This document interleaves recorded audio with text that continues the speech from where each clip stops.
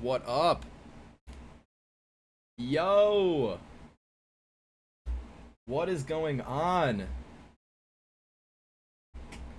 How is everybody doing today? How are we doing? Another good day to sit in my chair in my room and talk to a camera for like 2 hours. How are we all doing? I hope we are all doing fantastic. Oh my god, hello! What up? Just finished high school? Yo, congrats!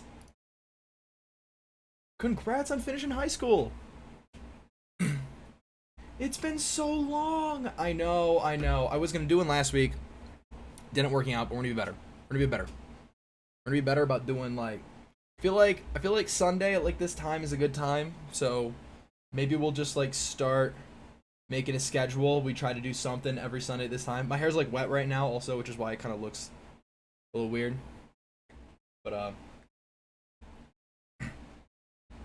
we will get it back. Yeah. Hair is wet. Hello, people. How are we doing? Happy Sunday.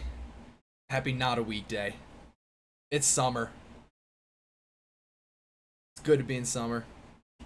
Watching from Bangladesh. Appreciate that. Thank you.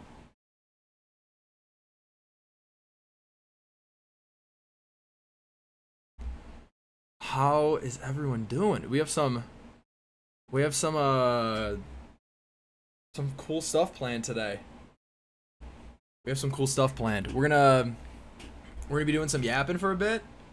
We'll just chat, do a little Q&A, and then at some point we're gonna bring in someone that I know who is a researcher at the intersection of physics and aerospace, and we'll be talking about some cool propulsion techniques. Hopefully you guys can learn something. I'm sure I will learn something. I don't know what. Plans for summer? Research. I do research full time. So those are my plans. Hopefully some trips. Hopefully some fun trips at some point too. But definitely planning on doing a lot of research. So that, since it's my job. How often do I stream? This is my third stream, so like I haven't streamed a ton, but I want to be more consistent about it. So my goal is to try to maybe do one like once a week. That's hopefully my goal. If things like went amazingly and it was super easy to just hop on for like 2 hours, then I could always do more. But right now I feel like one is reasonable. I'm also trying to finish up the next video in like the next day or two.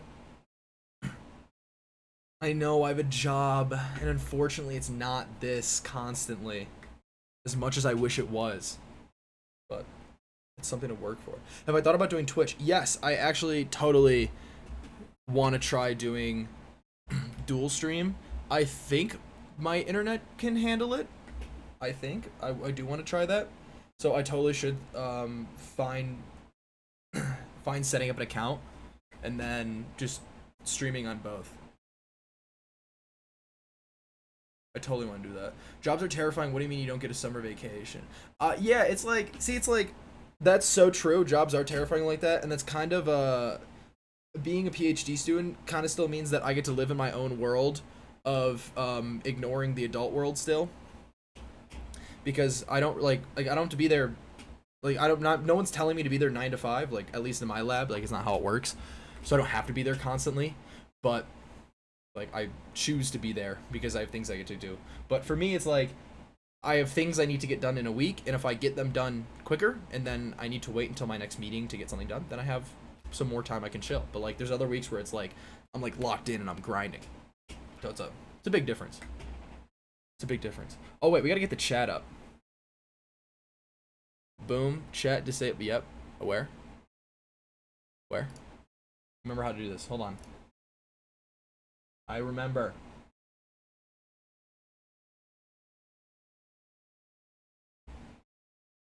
I remember this. Hopefully. Wait, I think I have to refresh because it doesn't know I'm live. Yes.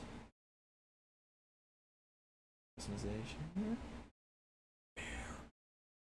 Where is the chat again?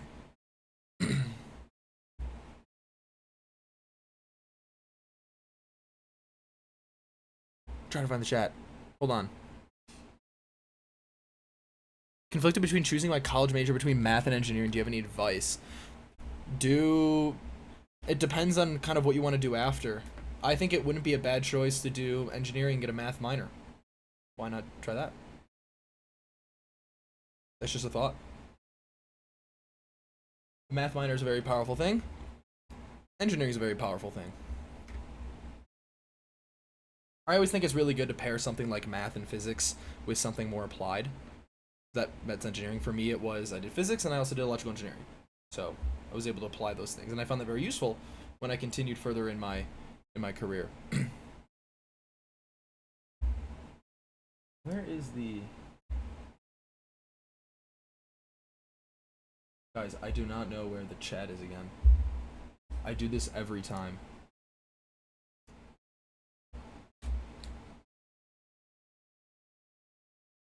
I actually do this every time.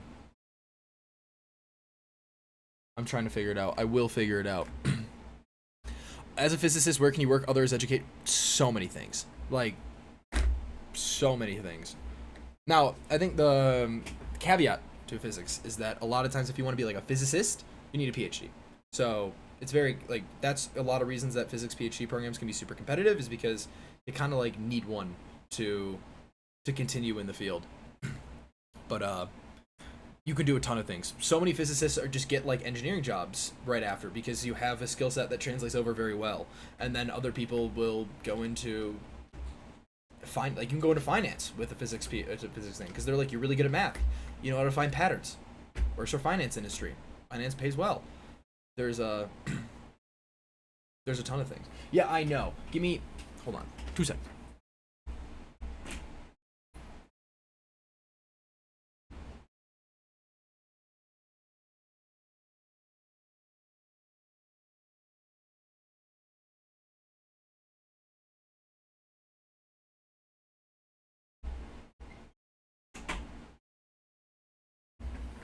We're back.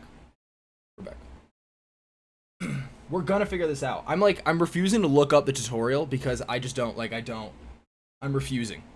I don't want to have to look up the tutorial to figure this out. Don't make me look up the tutorial. It's gonna make me look up the tutorial. I'm looking up the tutorial. I give up. Hold on. Well, how's everyone else doing? See, we have a bunch of new people in here. How's everyone doing? Everyone better tell me you're doing amazing. Or if you're not, tell me it's okay. How to show YouTube chat in OBS. What to use entropy, a measure of chaos? Yeah, Cloud, I'm pulling the tutorial. I'm doing it. I know. It's the same video. Right here. Putting on 2x speed. Entropy is a measure of chaos. That's how I would say. It's a measure of, even more specifically, disorder. And things are always trending towards maximum entropy. So if you don't mess with the system, it will inevitably trend towards its maximum entropy. Which can feel contradictory in like what is maximum disorder in a system. Like when I say disorder or maximum chaos, that's still like a homogeneous mixture, an even mixture of everything is maximum entropy. Because that's still a system that's trending towards that's like the system that it's trending towards. So it's not like I don't know, like you don't have like a bowl of water and dye and then you leave it there and it turns into a tornado. Like, it doesn't make sense. Like, that's not like what I mean by like maximum chaos, but like a homogeneous mixture of an even distribution of everything in some kind of medium Or not medium. System is probably the right word.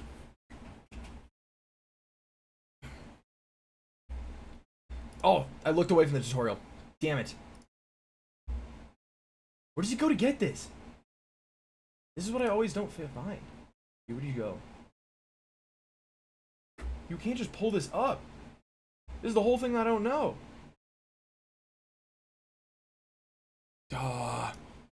Hold on. We're gonna get this, guy. We're gonna get this. You know what? I can turn this off for now. While we figure that out. Oh, we have to do a thumbnail picture. We didn't do a thumbnail picture. Hold on.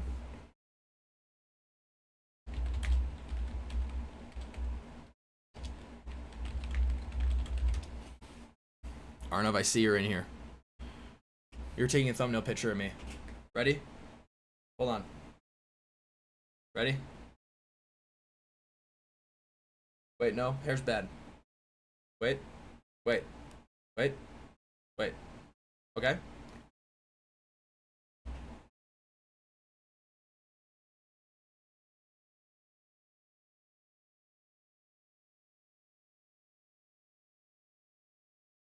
Did you take it? Did you take it? Did you take it? Did you take it? I don't think you took it. We'll do a thumbnail picture in a minute. If only your summer internship was good, I'd be doing very good. I hope it improves. I hope it gets better. I hope you're at least making some money. Wouldn't having a physics major going into an adjacent field be a job prospect? And someone just major in that adjacent field? Not really. There's plenty of people who,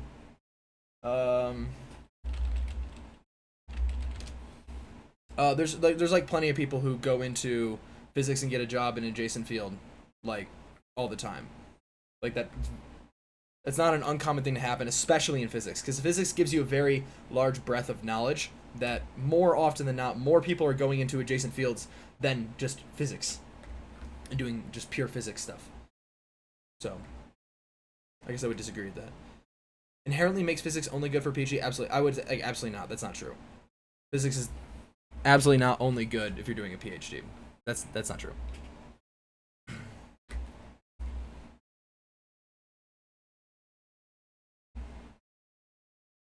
Guys, I'm still... He pulls up this thing. Like, where does he get that?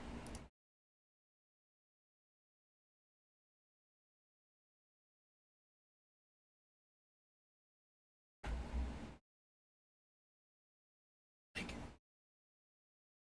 where?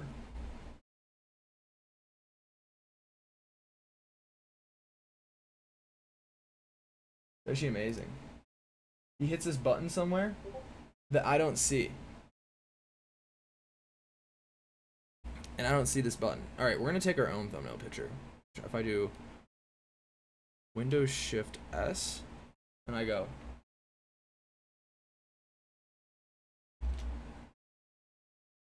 That didn't work. Oh wait, it did. And I just didn't do anything.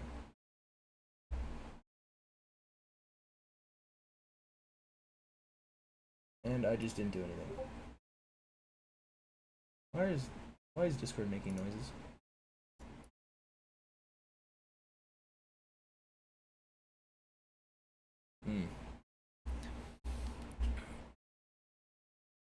Our eyes is way better at detecting angular velocity than linear. Yeah.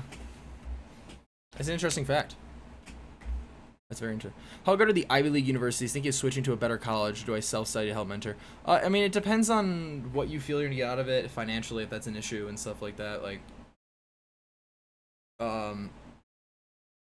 yeah, I mean, I can depend on a few variables. It's like, I think what the Ivies do really well is they're good at, people know the name, and they're good at, like, shoving opportunities in your face. Well, I feel like at some lesser known schools, it's more like you have to find those opportunities yourself. It's not that they don't exist, it's that they're not just going to be shoved in your face. You have to more independently just know that you have to go look for them.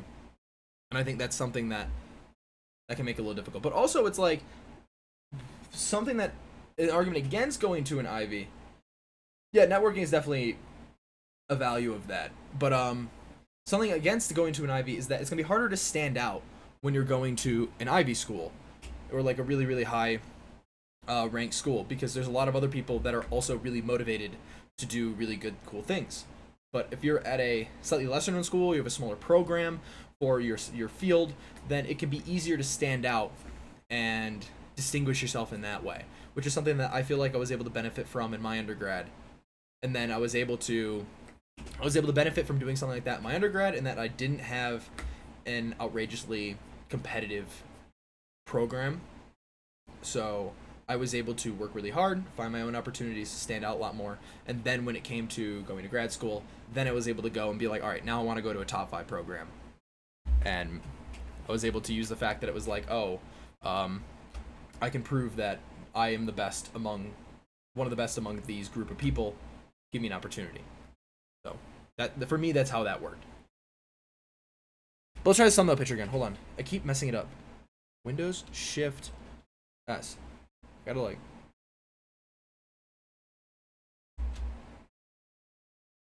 And then. What? Isn't it Windows Shift S? It is. It just didn't work. Got it. Okay.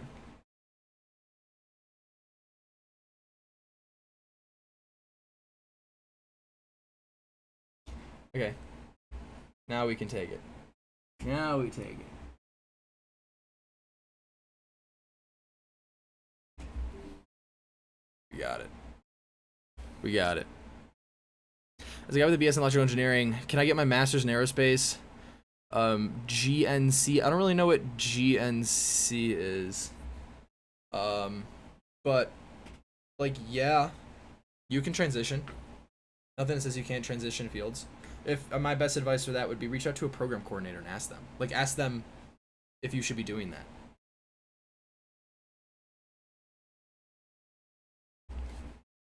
That's probably the direction you want to go.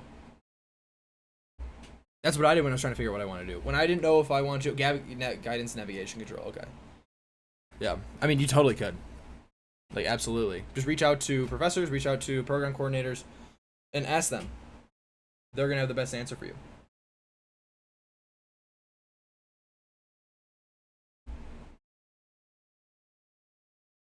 How much you work per day? Some days a lot. Some days not much. Kind of depends. I kind of like on my own schedule. It's more so just like I have things that I have to get done in a week, and I've got to get them done. So lower this a little bit. Kind of just like get what I got to do done, and everything else is chill. Some days it's like I get in extremely unproductive, I yap, and I'm like nothing's happening today, and I leave. Other days I come in and I'm like I got to get stuff done today, and I lock in and I work constantly the whole day. I just make sure I get what I got to do done. Do you plan on doing internships? I don't know. I think it varies a lot by labs. I think some labs like encourage like doing at least like one internship. Some labs are like I don't think you should do internships, and some are like completely up to you. I don't know if I plan to do internships or not. I don't know. It's not really on my radar right now. I'm more so just focused on my research. But it's also like I get paid pretty well in the summer. My pay doubles in the summer. So I'm like content on just staying and working on the research that I need to graduate from my PhD, because I want to get out of here in not 8 years. How many internships did you? I didn't know like internships at companies. I had the project I did with JPL, which was research, so I wouldn't really call that like internship. It was also remote, so I wasn't physically there. And then I also did a REU, so a research experience for undergraduate, which isn't like a company internship. That was like I went to USC for a summer, and I got to do research and stay at the school, which was super fun. And then besides that, I did research at my university. I was lead of the avionics team for our competitive rocketry team. I led a team doing that.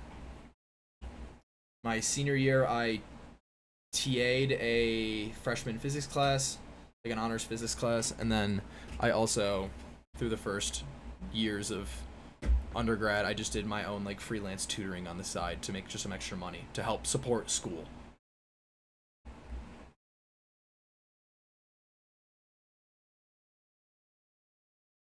Um, things work at the atomic level. Um, saying quantum mechanics is the field to go into isn't a real statement. I don't really know what you mean by like quantum mechanics is just it's a field of physics, but it's in everything. Like you wouldn't like when people say like I'm a quantum physicist. It's like what do you but like what? Like what? Like no one in physics goes like I'm a quantum physicist. Like it's like you would say like I do quantum optics. I do quantum electrodynamic theory. I do plasmas. It's like for me it's like I have to do quantum, but like and I'm in atomic molecular and optical physics.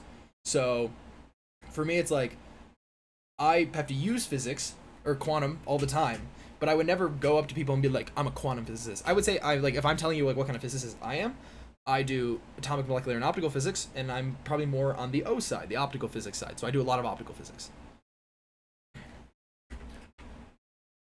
Field of physics to specialize in? Yeah.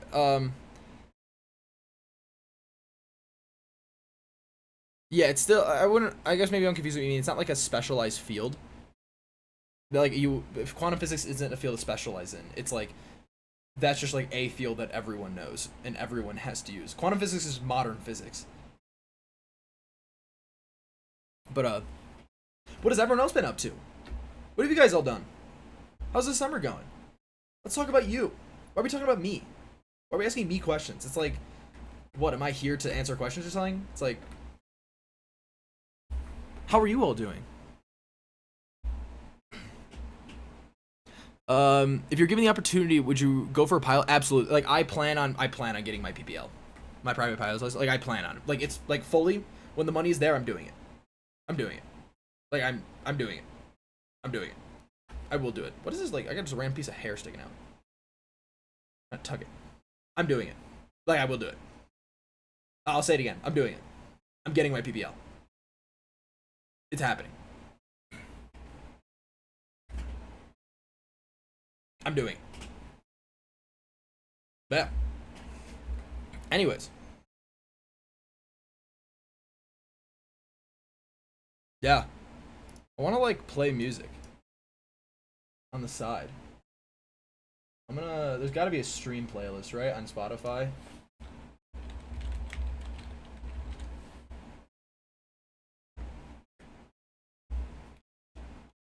It definitely is, right? Like non-copyright.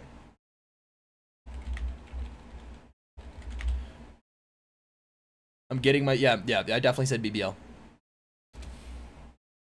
That's definitely what I said.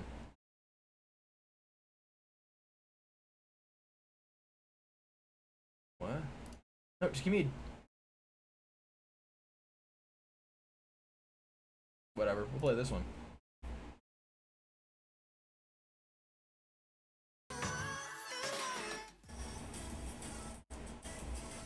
I gotta like hold on.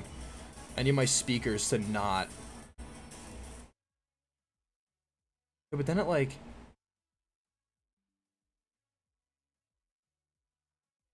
Whatever. Can we hear music? Like, can you guys hear that?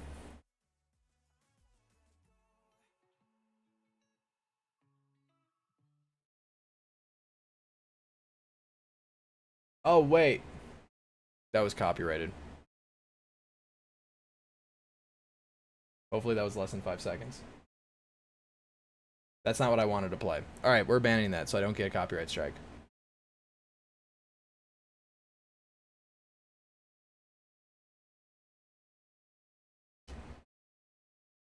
$12 hours of... Oh, we got 12 hours of ADHD music. Let's do this.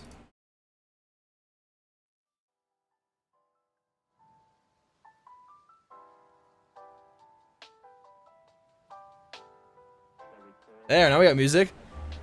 We got music now. Look at that. Nice.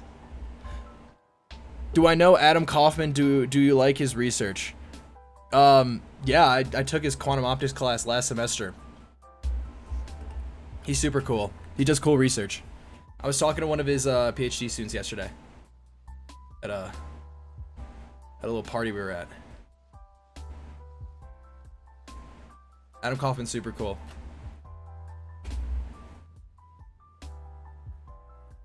believe he graduated from CU and then came back as like a professor, which I think is kind of cool.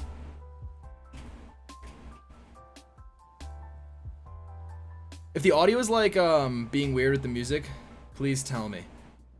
I'm trying to have music playing. But if it's being weird, tell me.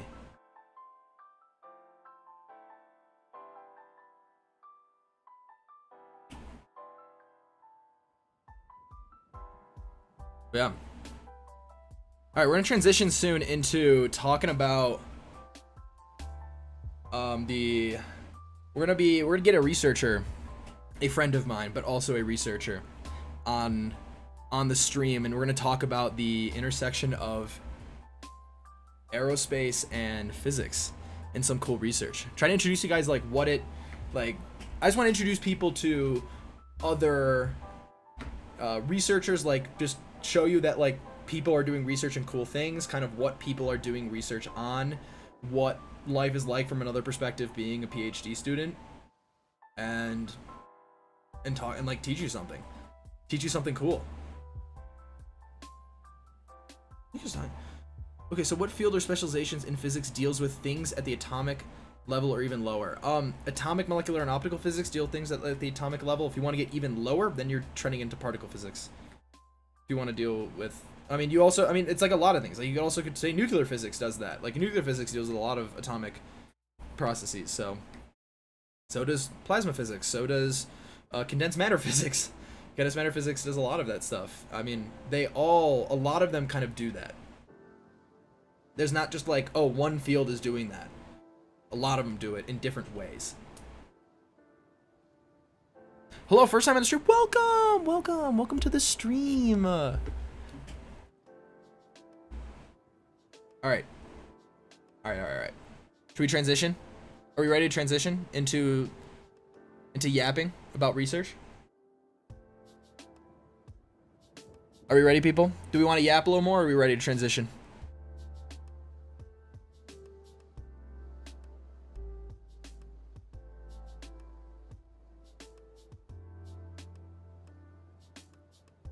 If you guys have other questions as we yap too, like we'll be able to answer them. But all right. So welcome. Let's do it. So today I want to talk to you. I want to talk to all of you about different research that is done. I want to start doing that. Like I want to start having conversations with people on what kind of research they're doing, what kind of, like, how is life just as a human being a researcher? Like, what does this world look like that a lot of you are interested in delving into? A lot of you might be in this world that are watching already, and you maybe just want to learn about something new.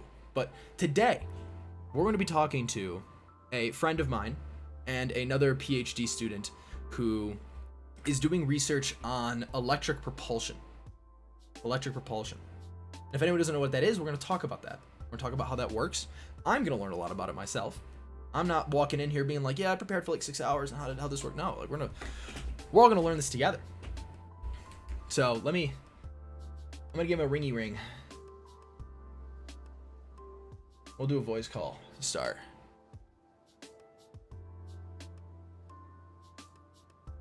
Let's see. If he doesn't join, I'm gonna yell. Or I'll have to bother him in a second and be like, you ready?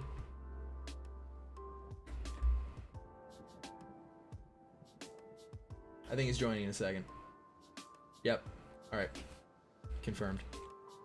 Just a minute, people. But yeah, in the meantime, what do you advise for someone not trying to study physics and mathematics? Someone trying to study, find good textbooks, and just, you have to commit to reading them. You have to do practice problems. It's going to be hard. It's going to take time. Hello. Do you guys hear him? What is up? I gotta turn you up. 200%. Speak more. Howdy. Can you guys hear me? Let me see if my audio levels are good. Are the audio levels low? Is it good? Is the music too high? Is he too low?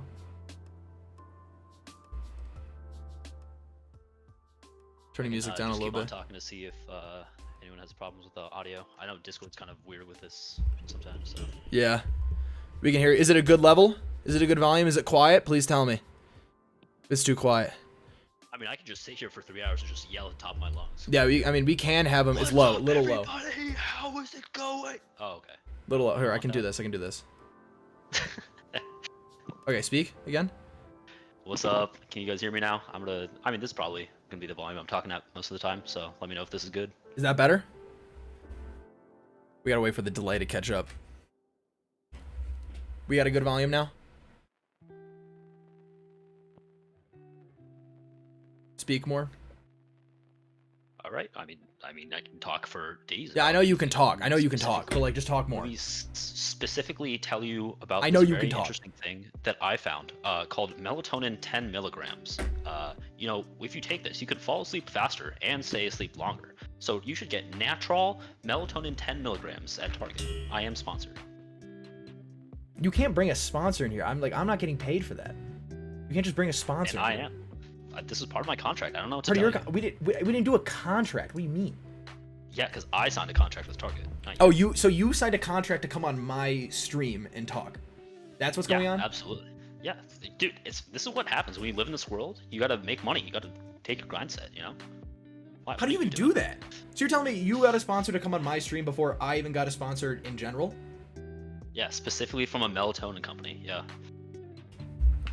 Congratulations. Unironically though, melatonin gummies are absolutely goated. I only recently started taking these because I for the longest time thought it was completely placebo.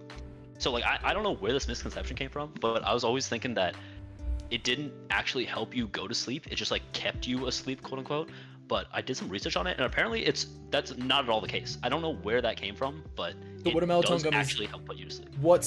How do melatonin gummies work then? So I think the whole thing is melatonin is a natural chemical that's released in your brain when your body feels tired, and that kind of helps ease your muscles and kind of put you in a more relaxed state. And a lot of people have trouble producing those chemicals, and also kind of just because of our lifestyle, right? That we're always on screens and whatnot, so that helps to inhibit melatonin production. But these gummies basically just put that into your system and help your body be oh, okay, actually this chemical is in our system now, it's time to go to sleep, time to chill out. And it does help you go to sleep. Huh. It also leaves your system pretty quick. So once it puts you into sleep, it kind of fades through your body and it goes to your digestive system. And then how many? This is just theoretically. How many would I have to take for it to become a problem? Okay, that is. I'm just sorry. No, I'm sorry. I'm just wondering. I feel like that's a very important educational point. I mean, it's saying 2 gummies 30 minutes before bedtime is the recommended. So I'm gonna assume that probably 5 gummies is gonna be a problem, and on top of that, add a little bit of their safety factors. So I don't know, 8 to 10. That'll probably knock you out good. Actually, knock you out bad. Yeah, I was gonna say I don't know if 8 to 10 are gonna knock me out good. I definitely think that's a negative effect at that point. Yeah. No, so I took the 5 milligram ones, and that did nothing. So I had to move up because I was okay, if this doesn't work, it's horse tranquilizers next. I don't know what else I need. And now it's so is it do you build it with melatonin? Do you build a tolerance to that other things? Yes. So that's the other thing. Also a huge misconception, apparently, you don't build a tolerance. So I was actually talking to a doctor about this. I was yeah, I don't really want to do this because if you start taking these sleep supplements, then your body won't be producing your own melatonin. I'm taking a thumbnail picture while you're yapping. Yeah, I was that is not how the human body works. It does its thing no matter what, and if you supply it a little bit more, it'll produce a little bit less. But once it realizes that it has that deficiency, it'll just go back to normal. It's not like prescription drugs that usually have those kinds of effects. So it is one of those things that everyone has a different experience with a little bit. So maybe some people do genuinely have issue falling asleep. Could also be a good chunk of placebo, but I don't know. If the medical professionals say that it's good to go, I'm on board with it. I am in medical, so I'm just gonna implicitly trust. You're just gonna trust the experts? What? The people that spent You're gonna trust the people that spent their entire life trying to learn how to do something? Are you kidding me? Are you kidding me? I mean, I think one of the best testaments to these people actually know what they're talking about and care is I have this one friend from high school. He's doing his MD and PhD at the same time at Johns Hopkins. And I was like, dude, why are you doing this? Like, do you just want the degree? And he goes, no, I just think it's cool. Like, I just want to do it. I was like, are you serious? You're about to delete like 20 years of your life just in academia until you get both of these degrees? Yeah, I didn't even know that. until recently that you could do an MD and a PhD It's at the same time. Yeah, this dude, I mean, to be fair, this dude's definitely built for it. He's, I mean, he published multiple stuff in just high school and all throughout undergrad. He just finished his bachelor's in biomedical engineering as well as piano performance, and is going immediately for his MD, PhD, and taking the MCAT. I was Damn. like, okay, yeah, casual. Just like making me look just absolute loser. Yeah, that's wild, going for all of those qualifications. That's kind of crazy. But I feel like we haven't introduced you enough. We have for a minute, but like, yeah, sure. So everybody, I'll do my basic introduction, then you can introduce yourself more. This is Arnav, a friend of mine from undergrad, but also now a PhD student at the University of Texas Austin in the Aerospace department, doing research on plasmas, specifically within electric propulsion. So Arnav, feel free to talk a little bit more about you, avoiding the fact that you're dumb, but like, I mean, it's gonna be really hard to avoid that. But yeah, no, it's that's pretty much who I am. My name's Arnav. I went to University of Buffalo.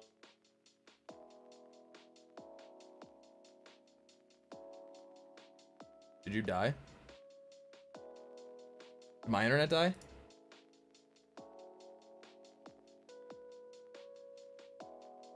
Don't tell me my internet died. You got me? Let me know when you're good. Oh, we're back. I think my internet died there for a second. But yeah, I don't know. It's that's pretty much how Dario and I know each other. We were on the same rocketry club together. So Dario said earlier he was working on the avionics for the rocket. I was mostly responsible for the structure of the rocket. So that's like the external components and trying to piece everything together on the inside, put it all together. So yeah, that's pretty much my background. Yeah, I've been interested in like space and rockets for a long time, so I kind of felt that it was natural to do rocketry in undergrad, as well as trying to do something more like that in my career. So what are you up to? Like, what are you up to? What's like the general scheme of what your research is on now? Like how, I guess like why, maybe the better even question to ask is, why did you choose to do a PhD? Like why, you could have just gone and get a job, right? Like why are you doing a PhD? Well, the thing is, it was a combination of factors. I had done some research previously in undergrad on some hybrid rocket computational studies. There's this lab at Buffalo that does a lot of computational stuff in partnership with the Department of Energy. And so I'd helped them out with that to kind of get my feet wet with computational aspect of things, as well as just a deeper dive into rocketry.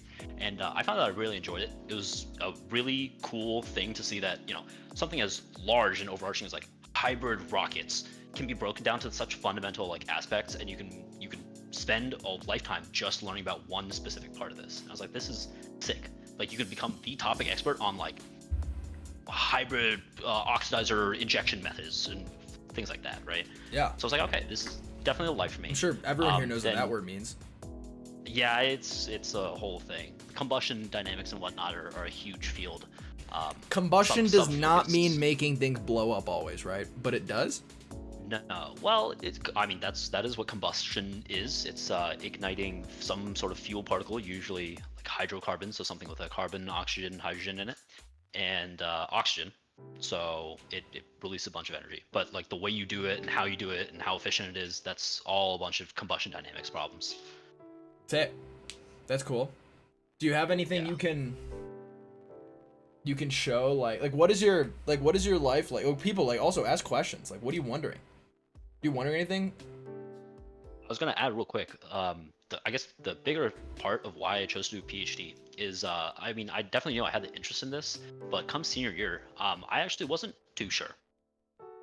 So even senior year of your undergrad, you weren't sure this is what you wanted to do.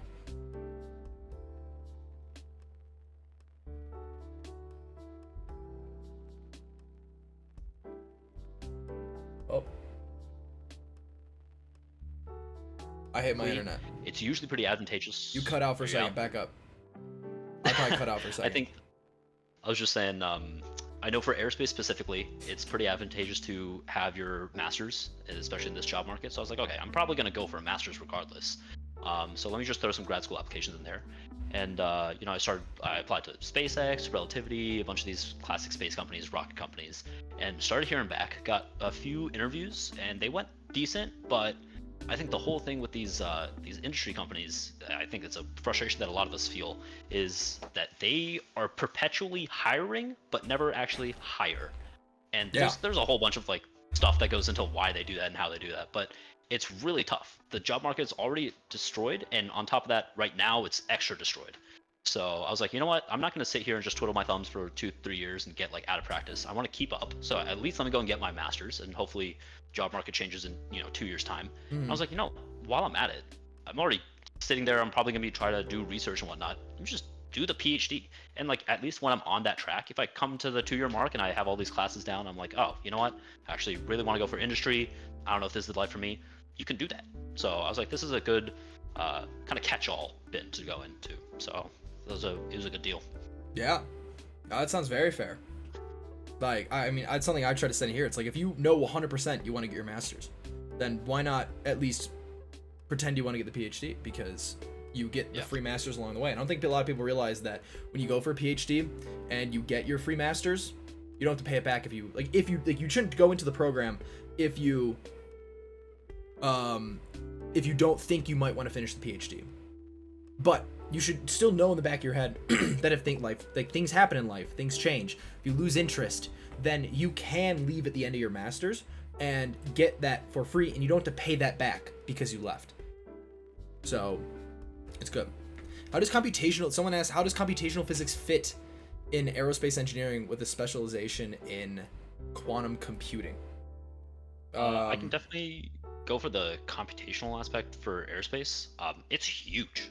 Lots of our stuff is huge on computational. So we got a couple different sub-focuses in aerospace. So you have fluids and combustion. That's what I do largely. Aerothermodynamics, hypersonics, that kind of stuff.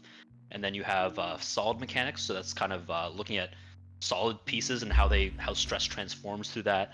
You have orbits and trajectories, GNC, another whole field, estimation theory, huge field.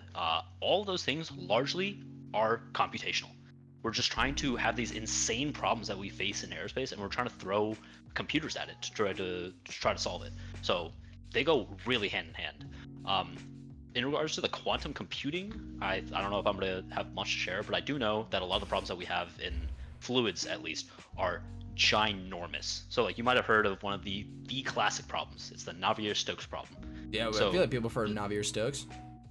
Yeah, so Navier-Stokes is a set of equations that conserve mass, momentum, and energy in fluid flows, and they're these huge, ginormous, like, partial differential equations. So there's no analytical solution. Like, we've been staring at these equations for hundreds of years now, and no one has just a solution. So they actually set like a $1 million prize for anyone that finds like the solution to Navier-Stokes. But until we get that, people have been trying to just throw compute power at it, and obviously as computers are getting better, they're getting because you're essentially saying that right now it's an equation that can only be solved numerically. Like, there's no exact form at which we can get an exact solution. We can only use approximation methods to get that, and that's where a lot of numerics, like computational stuff, comes in. I guess to like break it down, you might think of like one of those like algebraic equations from like middle school algebra, where they're like 6x plus 3 is equal to 4, and like you can kind of manipulate that equation to get an answer for what x is. But the whole thing with partial differential equations is that there isn't such an easy simplification. The way you solve them is you do what's called numerical solutions. You take a guess, you check how bad the guess is, and then you make a adjustment to how your guess was, and then you take another guess, and then you kind of converge on the answer eventually. Hopefully. You hopefully converge. Sometimes you probably, and I know there's also issues of things like you would converge on a solution, but you could have hit like a local best solution, not like a global best solution. So there's kind of like distinctions, and that like it kind of shows how like that kind of stuff blows up. And probably where I can touch then on where quantum computing comes in is, since you're wondering like where does quantum computing come in, that's like one of the kinds of problems that quantum computing can work to solve better than a classical computer. So you can work on developing these quantum algorithms which can better solve problems like Navier-Stokes. So that's kind of maybe the intersection of where things tie in there. But There's a big push right now specifically for machine learning, actually, with these computational problems, because if you guys might have heard, physics-informed machine learning programs do really, really good work with fluids. Uh, so that's a big thrust right now that could be a good field to get into. yeah, absolutely. There you go, people. Avenues. Avenues you can get into. I just realized I never put the chat up. Do you want to like show some, like, how is your, like, even before we get into like what your research is, or maybe it's a good time to get into research. Let's talk a little bit about, and then we can talk about like life on top of what you're doing. But do you have anything like you can show on what is your research? Like you're spending these next 5 years of your life doing research to get a PhD, but what are you studying? Like, what kind of research exists out there for this stuff? So you touched on it a little bit before, but my lab largely does just a bunch of plasma physics things. So this one project that we have is doing electropropulsion, which we can talk about a little bit in a sec. I can maybe pull up some slides that I have from a conference I got presented slides? at. I do. Let me take a look. They might be. I gotta see what I need to pull out, because I know AAA isn't too fond of just putting everything you have on blast. But let me. Yeah, it's true. That's sometimes the hard things. Like, I would love to, like, for all of you like listening, I would love to just go in my lab and just start like just showing you shit, like show you exactly what's going on in the lab. But I can't do that because there's projects where people are under government funding and like things that the government doesn't want anyone who's not doing that research to see. So I can't just take my camera, walk into a lab and be like, talk to me about what you're doing. Like, I don't know if what I'm pointing at is something that's going to get me in a lot of trouble. So yeah, there's kind of a lot of things that it's taking into account with that. Just about to say, so this one project I'm on is electropropulsion, and that's cleared for public release, but a lot of the like fundamental stuff about that we need to keep a little bit more under wraps. The cool stuff that I can't talk about is under contract with the Office of Naval Research. So that's like very, very under wraps. Like we have a specific laptop in our lab that we have to log into and use for all of our data collection and everything. That thing logs you out every 30 minutes automatically. It doesn't allow any USB devices to be plugged into it. The microphone, camera, it's just like every 30 minutes disabled. it just makes sure that you have to log back in. It's like, nope, do back. Yes, so that you don't accidentally like leave it logged in and then someone comes and like does something on it. And you have to like the Wi-Fi, you have to like specifically authenticate every single time you use the computer. It's insane security measures that they put so that all their stuff stays secure. Damn, that's kind of crazy. But so that I can kind of touch briefly on what that project is, but I can't go into what we're using it for and what we're specifically doing. Yeah, fair. But I think the kind of large thing is I work on plasma physics, trying to control plasmas in different ways, produce plasmas in different ways, and see what the applications are. So I found some slides. I can throw them up. You want me to just share your screen. I'll pop it out and show it. Yeah. Let's see.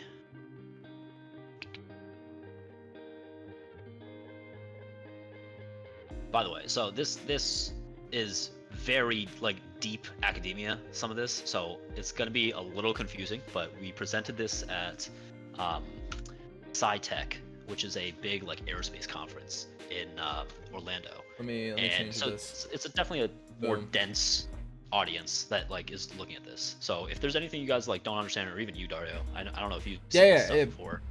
Guys, just, if you have any questions or anything about like what's going on, just ask. I already see a question like, how does MATLAB compare to other dedicated softwares? Like, if you're doing CFD, do you have to do it on a dedicated software, or general math software like MATLAB?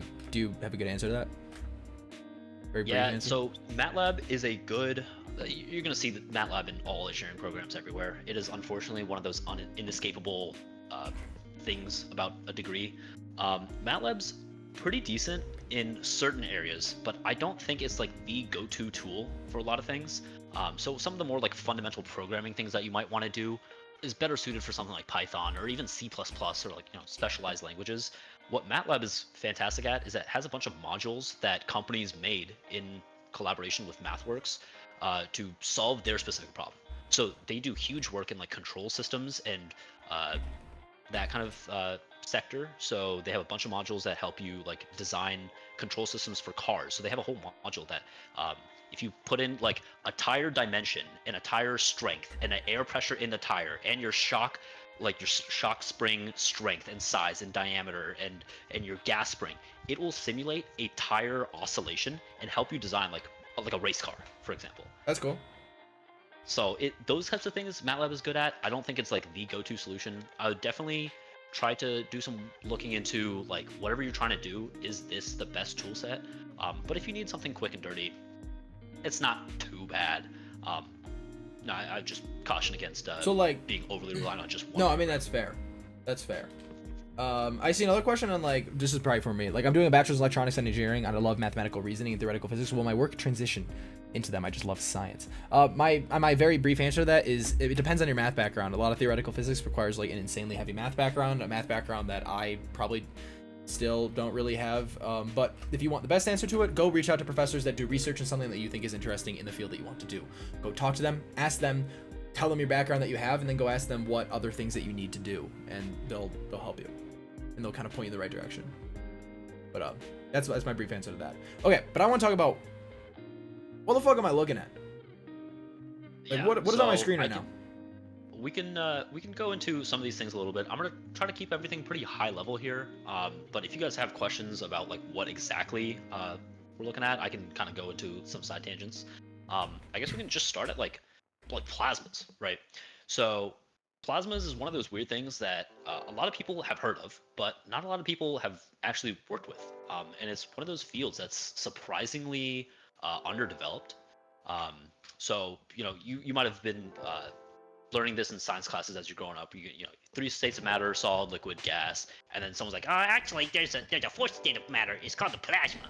And they're right. Yeah, that is a thing. But we don't actually know so much about plasmas that we know about like solids, liquids, and gases. So these things actually came about closer to like the 1900s, like early 1900s. So it hasn't been around for that long. And like, yeah, I know that's 100 years at this point, but like, consider the fact that like the Manhattan Project and like all these particle physics and the Someone say they nuclear don't bomb. see slides. Do you see you see the Did I not propulsion share? thing, right? Like, I'm pretty sure that's what's being shown. We haven't changed from this image yet. Just making sure. Keep going for now.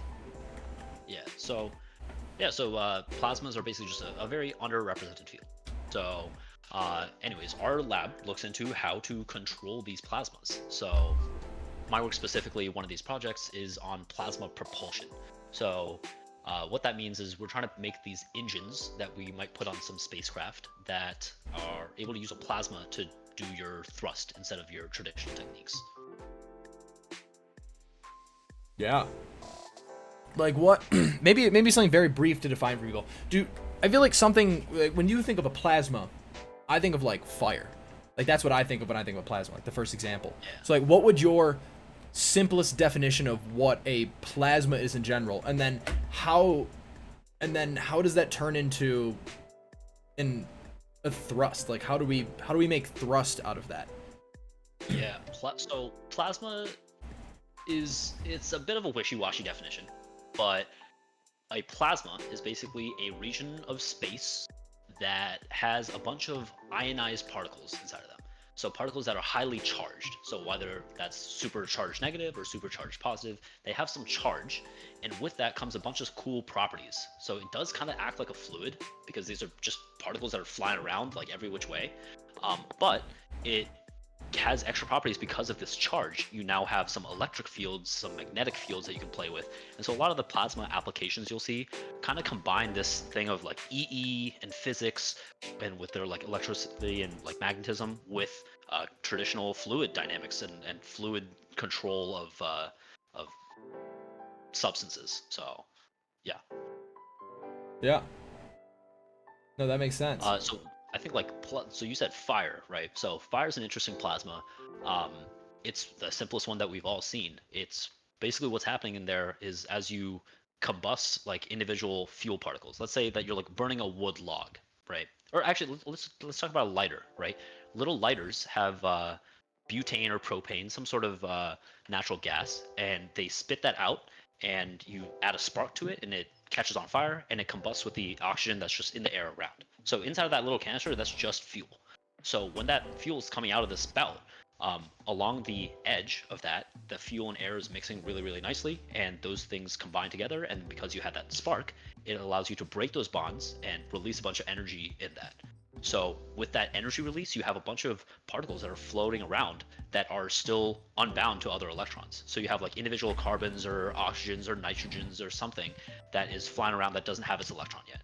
So while it's doing that, it's releasing a lot of energy, and that energy is coming out as like electromagnetic radiation. So usually the visible light that we see, but also a huge amount of Yeah. IR spectrum light that's coming out. But whenever those particles recombine with their electrons and they become a neutral again, they kind of just float away and you don't really see them. They might still be hot, but they're just not charged anymore. So the plasma is actually the like blue orangey part of the flame that you traditionally think. So it's the colorful kind of stuff that we see a lot of the time. That's like the particles emitting Yeah. energy. And we know it's a plasma because you can do some pretty cool things with just straight up fire and see that it is plasma. I definitely wouldn't recommend doing this at home, but if you take a flame and you bring some pretty powerful magnets around it, you can actually bend a flame with a magnetic field. It's kind of insane. That's kind of cool. So then, so now we've talked about like, so also if anyone doesn't know what we're doing, we're talking with this is a friend of mine. His name's Arnav. He's a PhD student at the University of Texas at Austin, and he does research in electric propulsion and plasmas. So we're kind of trying to talk about an intersection that we have of physics and aerospace. That's kind of what we're trying to talk about here. But yeah, so now we're looking at an electric propulsion system. Yeah, so this right here is a pretty notorious electric thruster called a Hall effect thruster. This system specifically is in the NASA Glenn Research Center, and I believe this is Chris Lynch, a pretty well-known scientist and photographer down at Glenn. But yeah, this is like the thruster that people think of when they think of electric propulsion. So this thing is a Hall effect thruster. It uses xenon gas as its fuel, quote unquote. And it's fantastic for like deep space missions. The big problem is that it doesn't produce a lot of thrust. So like I guess overarchingly, right? Why do we even use electric propulsion? So there's a couple different types of traditional propulsion devices. There's your solid rocket engines. So think of like little fireworks. Those are solid rocket motors. There's hybrid engines, which use a solid fuel but a liquid oxidizer. There's liquid engines, which use liquid fuel and liquid oxidizer. And then there's this other world of electric propulsion. So those traditional methods that I mentioned before, those are pretty good at getting really, really high thrust very quickly. But that's fine and dandy. But those systems are also very heavy. And so once you burn out of your fuel and oxidizer, that's just a bunch of dead mass that you can't really use. So we can't really do stuff like that for like deep space missions, because the whole name of the game is we want to reduce how much mass that we have on our spacecraft while still being able to get like a lot of thrust and power and propulsion. So that's where electric propulsion kind of steps in, because it is able to do an insane amount of thrust over a long period of time. What do you mean by long? Like when you say, like I think of when we watch like a liquid rocket go up from like NASA or SpaceX, I mean it's long, but they have giant tanks that they're using. Yeah. So even then though, those things burn for like tops 5 minutes, maybe 10 minutes if they need to get into like insane orbits. Electric propulsion engines can fire for like days, hours, months. So there's like currently a lot of research going on into longevity tests of electric propulsion engines, where they literally just set up a thruster and have it just firing for a year's worth of time, and then they take it apart after a year. This sounds optimal for like deep space travel, is using electric propulsion. So that's the whole thing, is that when you're trying to go deep space, you want something that can give you a lot of fuel and a lot of propulsion for a long time. So when you're trying to thrust to, like, let's say even Jupiter, right? A recent mission, I believe the Juno mission, used electric thrusters on there to get it to go where it needed to. Even deeper than that, if we want to go between solar systems or maybe even between galaxies, you need to either go for a really long time or you need to go really fast. And so electric propulsion engines are huge for that, because we're able to get things up to really fast speeds over a good chunk of time. So like if we want to send something up to like 99% of the speed of light, you slap an electric engine on there and you just send it, and it will go that fast eventually. So So that's like, so what are you doing? So that so these electric propulsion engines, in a sense, are able to eject plasma or atoms stripped off of other like molecules, and we're able to turn those into thrust. And now, and these engines have existed for a period of time, and NASA does use them like actively, right? yeah, it's used by a bunch of different agencies in a bunch of different places. So it's already being used. So what kind of research are we trying to do to improve these things? Like what is the research that you're trying to do? Yeah, so the engine that's on the screen right now, that's a Hall effect thruster. So this was made back in like the 1960s, I want to say, maybe a little bit later, but it's fairly recent, and it's been around for a little while, and it's kind of like the workhorse of all electrical propulsion. The problem is, it's efficient, it's great, but it's not that great. And there's a lot of places that we would want to use an electric propulsion engine where a Hall effect thruster is actually not that good. So their Hall effect thrusters are able to produce a good chunk of thrust, but they don't have good efficiency, or what we like to call it. We call it specific impulse. So specific impulse is kind of just how much thrust or impulse, how much momentum can you produce given a specific amount of mass that you're ejecting. So our big problem is that we have some regimes that we might want to use an electric propulsion engine, but Hall effect thrusters are not it. So the specific stuff that we do is called air breathing electric propulsion. So since Hall effect thrusters are kind of a low-key, they're a solved issue. A lot of the research that goes on right now about them is kind of just optimization studies or longevity studies. Like those are good and like valuable, but our stuff is a little bit more new, like breaking ground on like new types of electrical propulsion. So this is like, so what we saw before was kind of the OG, the original kind of electric propulsion. And now this is what you're trying to do, and this is kind of a new novel way of making a new kind of electric propulsion system. With what motivation do we have for what you're doing? Like, what is the benefit of, you said, oh wait, actually, I should say, you said the benefit of doing something like this was that these can be much more efficient. Yeah. We're trying to push I'll give... the amount of, the limit of these electric propulsion engines still. Yeah, there's specific regimes that we want to operate electric engines in that we just don't have the capability to do with these Hall effect thrusters. So I'll give one big example. This is huge, right? A lot of you guys might be familiar with like SpaceX and Starlink specifically. So what that is they're small satellites that are launched into low Earth orbit. So somewhere around the, I think it's like right about the 100-kilometer mark that Starlink flies at. But these satellites are internet satellites, so they are really, really close to the ground and can cover a lot of the globe since we're launching so many of them. So it gives really high bandwidth, low latency internet connection. In comparison to like the traditional way to do internet satellites is you put a satellite all the way up in geostationary orbit, which can be like hundreds of kilometers out. So geostationary just means you're pretty far away from the Earth, and as the Earth rotates, that satellite stays above the same place consistently.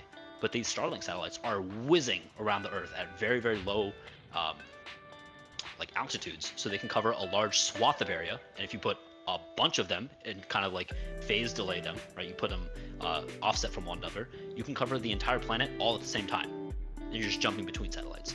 The big problem though is that putting these satellites down low gives you great latency or low latency and then great bandwidth.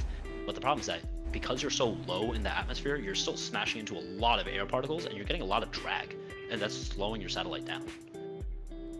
So that's something that we need to counteract. So in the same way that like you are smashing at all these air particles and it's slowing you down, you need to have an equal and opposite thrust or some sort of propulsion system to push you back up. So our stuff is called air breathing deflagration thrusters, or air breathing electric propulsion. So you can see ABEP, that's what that means. And we're trying to specifically use this stuff for VLEO, which is very low Earth orbit. So we're talking, yeah, laser. So VLEO is kind of below the 100-kilometer mark, somewhere around like 75 kilometers. That sounds like way high. To give you a sense of reference, by the way, planes, like commercial airliners, they fly at like 10 kilometers.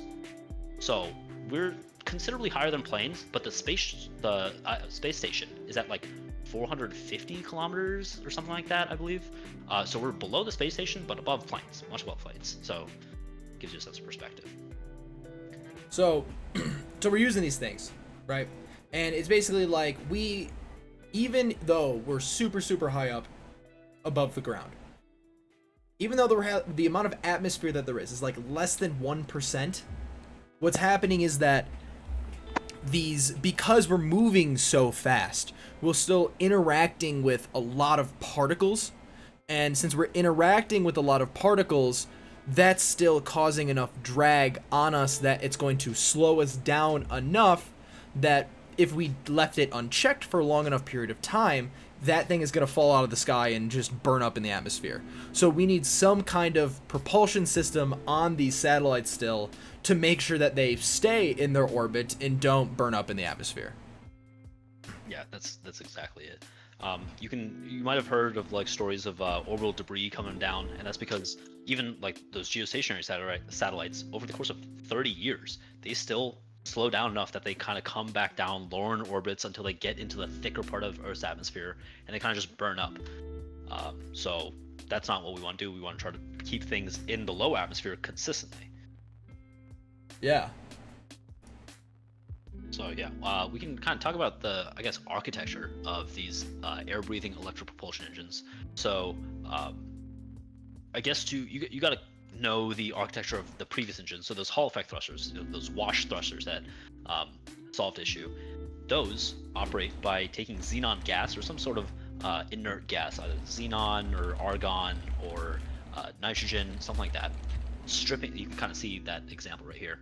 It strips the electrons off of that, so now you have a bunch of charged particles, and so you get your bunch of N pluses, and those all get accelerated down the way, and they get ejected out the back. The problem is that because we have some amount of xenon that we're trying to use and accelerate, that means that you have a limited supply of how much fuel you have. So you're completely limited by just how much xenon you can bring with you.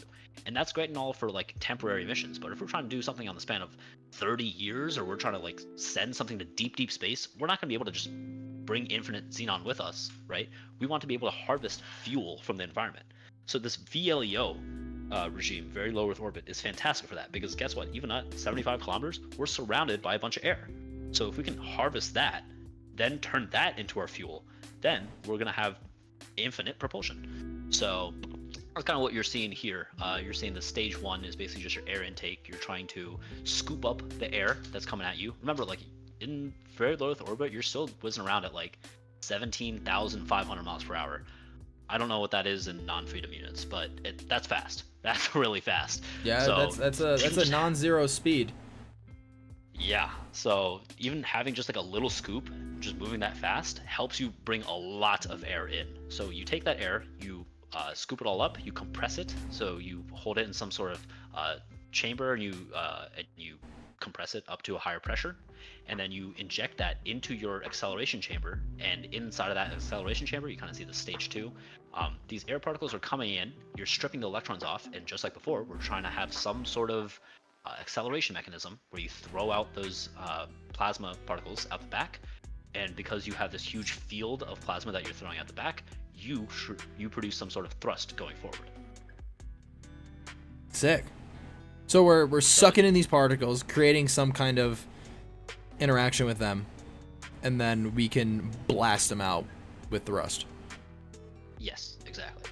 So the big problem is that we have a lot of knobs to turn here, right? There's obviously, you have 3 stages, but within that there's a whole bunch of different categories of little micro optimizations that we need to get into. So a lot of the work that goes into this is kind of just trying to play with these knobs and see which one creates like the best solution. So our specific task here is we wanted to see how to take air-breathing electric propulsion thrusters and pulse them so that you can use kind of like little bursts of energy rather than just having it just on perpetually. So we'll get into a little bit of that going forward. Yeah, for sure.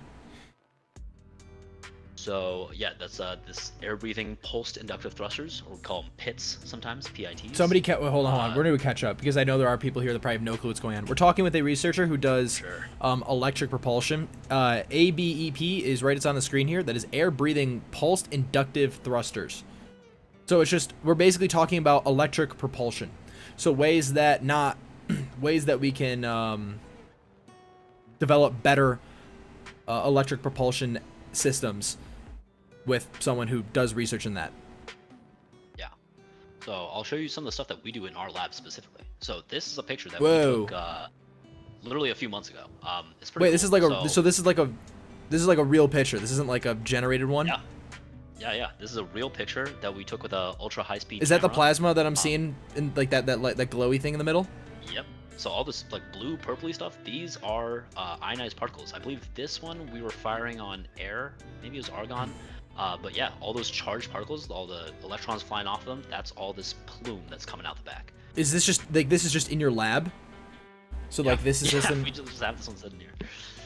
like what is it sitting in? Like what is this chamber that I'm looking at? Is that like a vacuum chamber? Is it simulating like the amount of atmosphere that you would be in?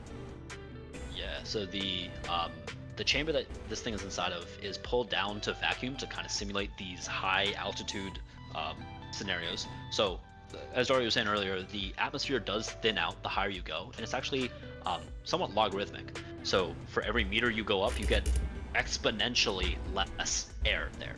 So when we're up at like 75 kilometers, something like that, you're getting very, very low pressure. So on Earth's surface, we have something like 101,000 pascals of pressure, or 14.7 psi. That's pounds per square inch. When you go up to space, it is not that much. It is like 9 orders of magnitude. So that's 10 to the 9th. So that's a billion times less air at 100 kilometers than you have on the ground. So it's very low pressure. So we have to create this vacuum chamber that you put this thruster in to simulate those low pressures. So this thing is actually connected to this ginormous cryo pump that is able to pull air out of the environment, like using like subcooled temperatures. So inside of here, it's both a billion times less atmosphere than like ground level, but it's also 20 degrees Kelvin in there. So that's almost like close to absolute zero. So it's almost there, absolute like, zero. Almost. We're getting there. close. Yeah. And that's the conditions that we see out in space. Is that because you have so few particles actually there, you can't really conduct temperature very well. So it gets really, really low temperature. So 20 Kelvin. That's like negative 250 degrees Celsius. And like you work on these things like every day. Like you work like with this system. Yeah. I mean, I joined the program back in fall, and I kind of came in first day, and they just set me up. They're like, all right, yeah, here's this thruster. Here's what you're doing. Let's go. Just hands-on, straight up. This was kind of like the reason I went for this project specifically, is that I really love to do hands-on work. And I have a bunch of hands-on experience. And the vibe of just coming into work and just being like, oh, yeah, I'm just creating the new age, like, electric propulsion. I was like, okay, yep, this is for me. This is what I want to do. So it's kind of surreal, and the feeling never really wears off. But, yeah, it's fun. You're all good that you have to go. It's okay. I turned the music down for the person who said that. If that's still like, if it's still like too loud, let me know. But someone said, "Is it from Star Wars?" I feel like this is like, when I think of the engines from Star Wars, like this is like what I think of. Like this is kind of like how I feel like they look like. Yeah, it is unfortunately not as cool as like Star Wars, like hyperdrive or whatever. That they're like, all right, we're going to a new dimension. Boom, turn on the thruster, and you go immediately up to light speed. If you did that, you would turn into soup, because the amount of G's that you're pulling is just, it's infinite. It's almost an infinite number of G's. So instead, the actual way you get up to light speed is that you create a steady amount of thrust over a long period of time that's constantly accelerating you, so you get up to these insane speeds. Unfortunately, not as cool as warp drive, but it's getting there, slowly but surely. No, that's still sick. Like visually, like what that looks like is cool, and to think that like people can do stuff like that. So I have like a question in general, because I know that, I mean, I would assume that probably everyone who's currently listening right now is not in a PhD program. So do you have people that are undergraduates or even high schoolers like working on this kind of stuff? Yeah, absolutely, all the time. So during the semester, we had a few master students, and obviously me as well, the PhD students working on this. But there's a good chunk of undergrads in here. Like we have probably at any given time 5 undergrads that are kind of rotating in and out, as their classes go on or they get more busy. People come in and out. But yeah, there's always people to help on this stuff. There's always things to be done. So like a lot of the work for setting up thrusters like this is kind of just designing the engine and trying to trying to measure different things about it. So we always need like a new apparatus or a new tool or a new holding method or a new something. And we solve a lot of that by doing 3D printing or things like that. So that's something that's very easy for someone to learn and get into and apply very easily for research. I think that gives fantastic like hands-on experience as well. So some of these people that have worked in our lab as undergrads have gone on to do their own PhDs at like Stanford.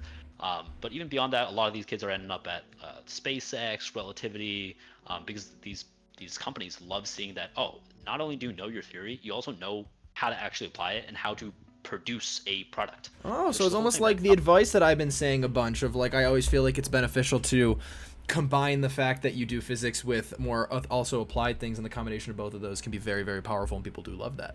It's weird.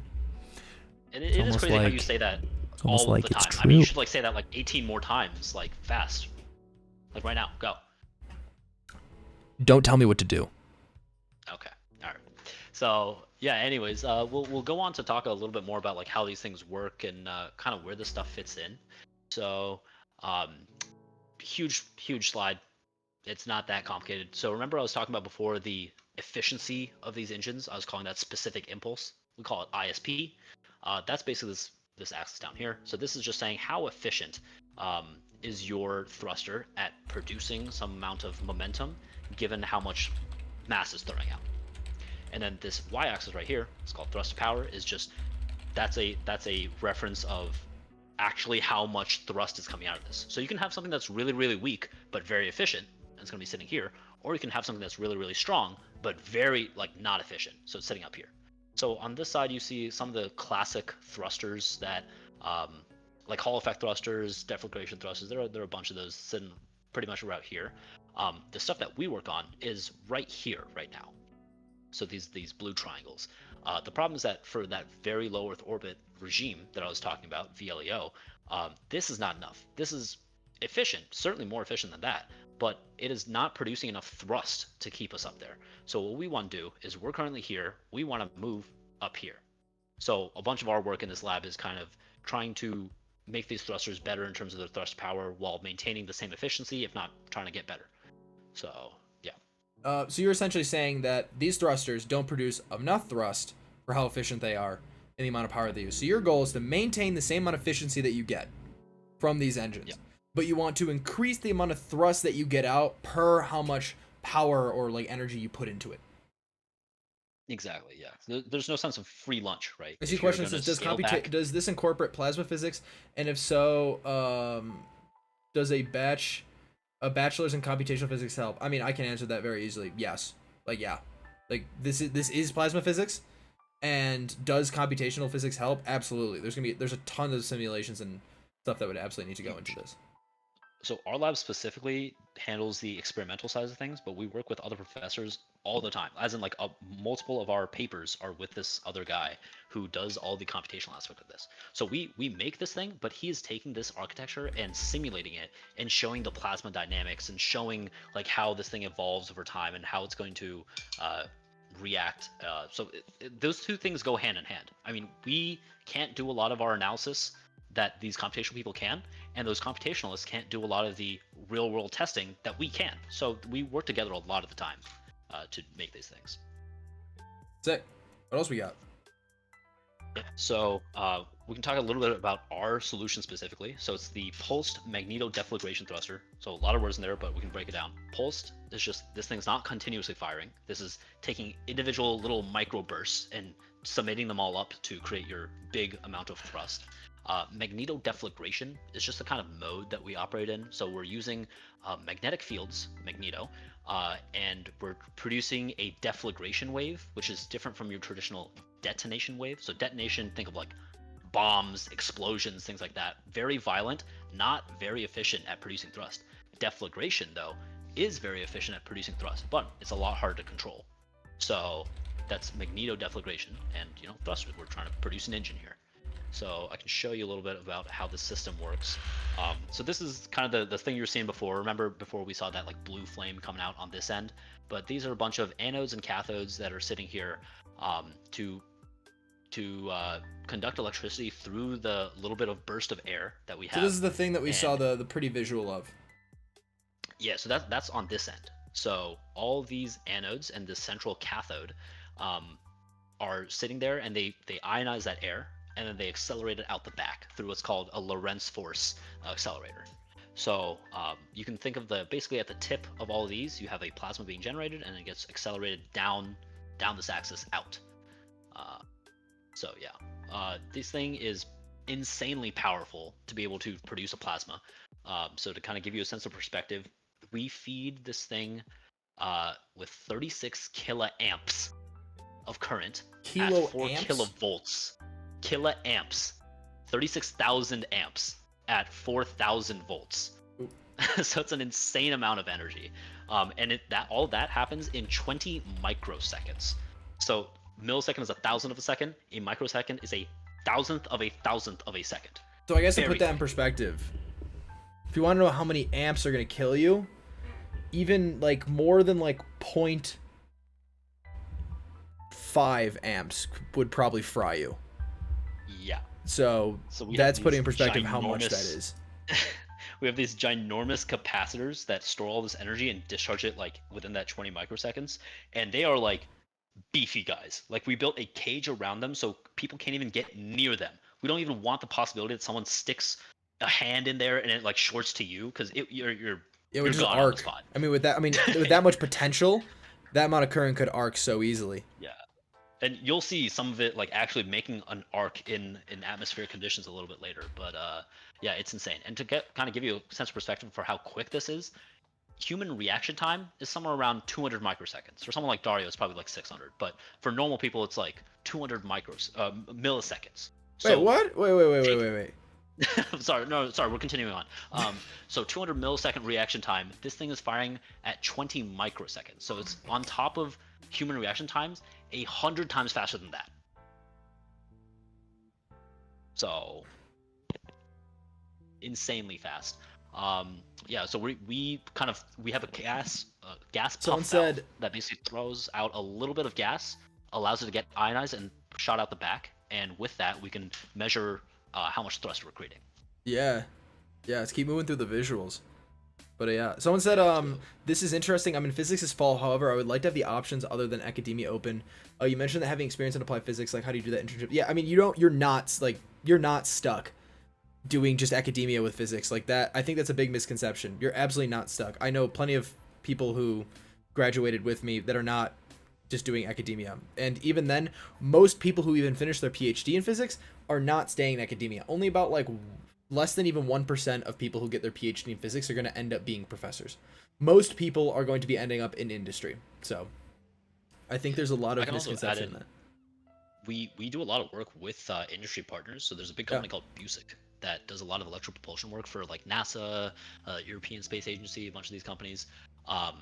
So they take a lot of physicists, like not engineering folk, to make their stuff, because a lot of this stuff is that fundamental. So you can 100% go straight for one of these applied fields. Absolutely. With the physics degree. What else we got? It's just a matter of how applied do you want to be. Yeah. So I was talking about before, we eject some plasma out the back, and we want to see how much thrust that creates. The way you do that is kind of hard, right? Imagine you have a traditional rocket engine, and you want to see how much thrust it's creating. You put a big load cell, or basically just a big weigh scale, on one end, and then you let it thrust, and you let it push into this thing, and you measure how much it pushes into it. Yeah, exactly. So that's great for big engines that can produce like good chunks of thrust. The problem with these electric thrusters I was talking about before is that they don't produce that much thrust. They're very efficient, but they don't produce that much thrust. So you can't really get a weigh scale that's accurate. Which is like why we're obviously not using these to launch a rocket off the ground, where we use these once we get to space, or for like corrections and adjustments and stuff. Exactly. So how do you measure something that's such a small amount of force? Well, an interesting way to do that is some of you guys might have done this demonstration like Physics 1 in high school or in college even. We can use a pendulum to see how much force was imparted. So imagine you have like a big mass sitting at the end of a long string, and then you poke it with some amount of force, let's say 10 newtons. Well, that pendulum is going to start swinging back and forth. And based on how long that pendulum takes a swing, and knowing how long this rod is that's holding it, as well as the mass of the pendulum itself, we can calculate the force that was imparted to that.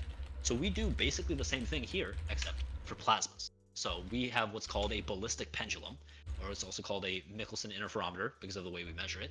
But you basically have this rod that's connecting a large pendulum scoop at the bottom, and it's able to rotate around this axis right here.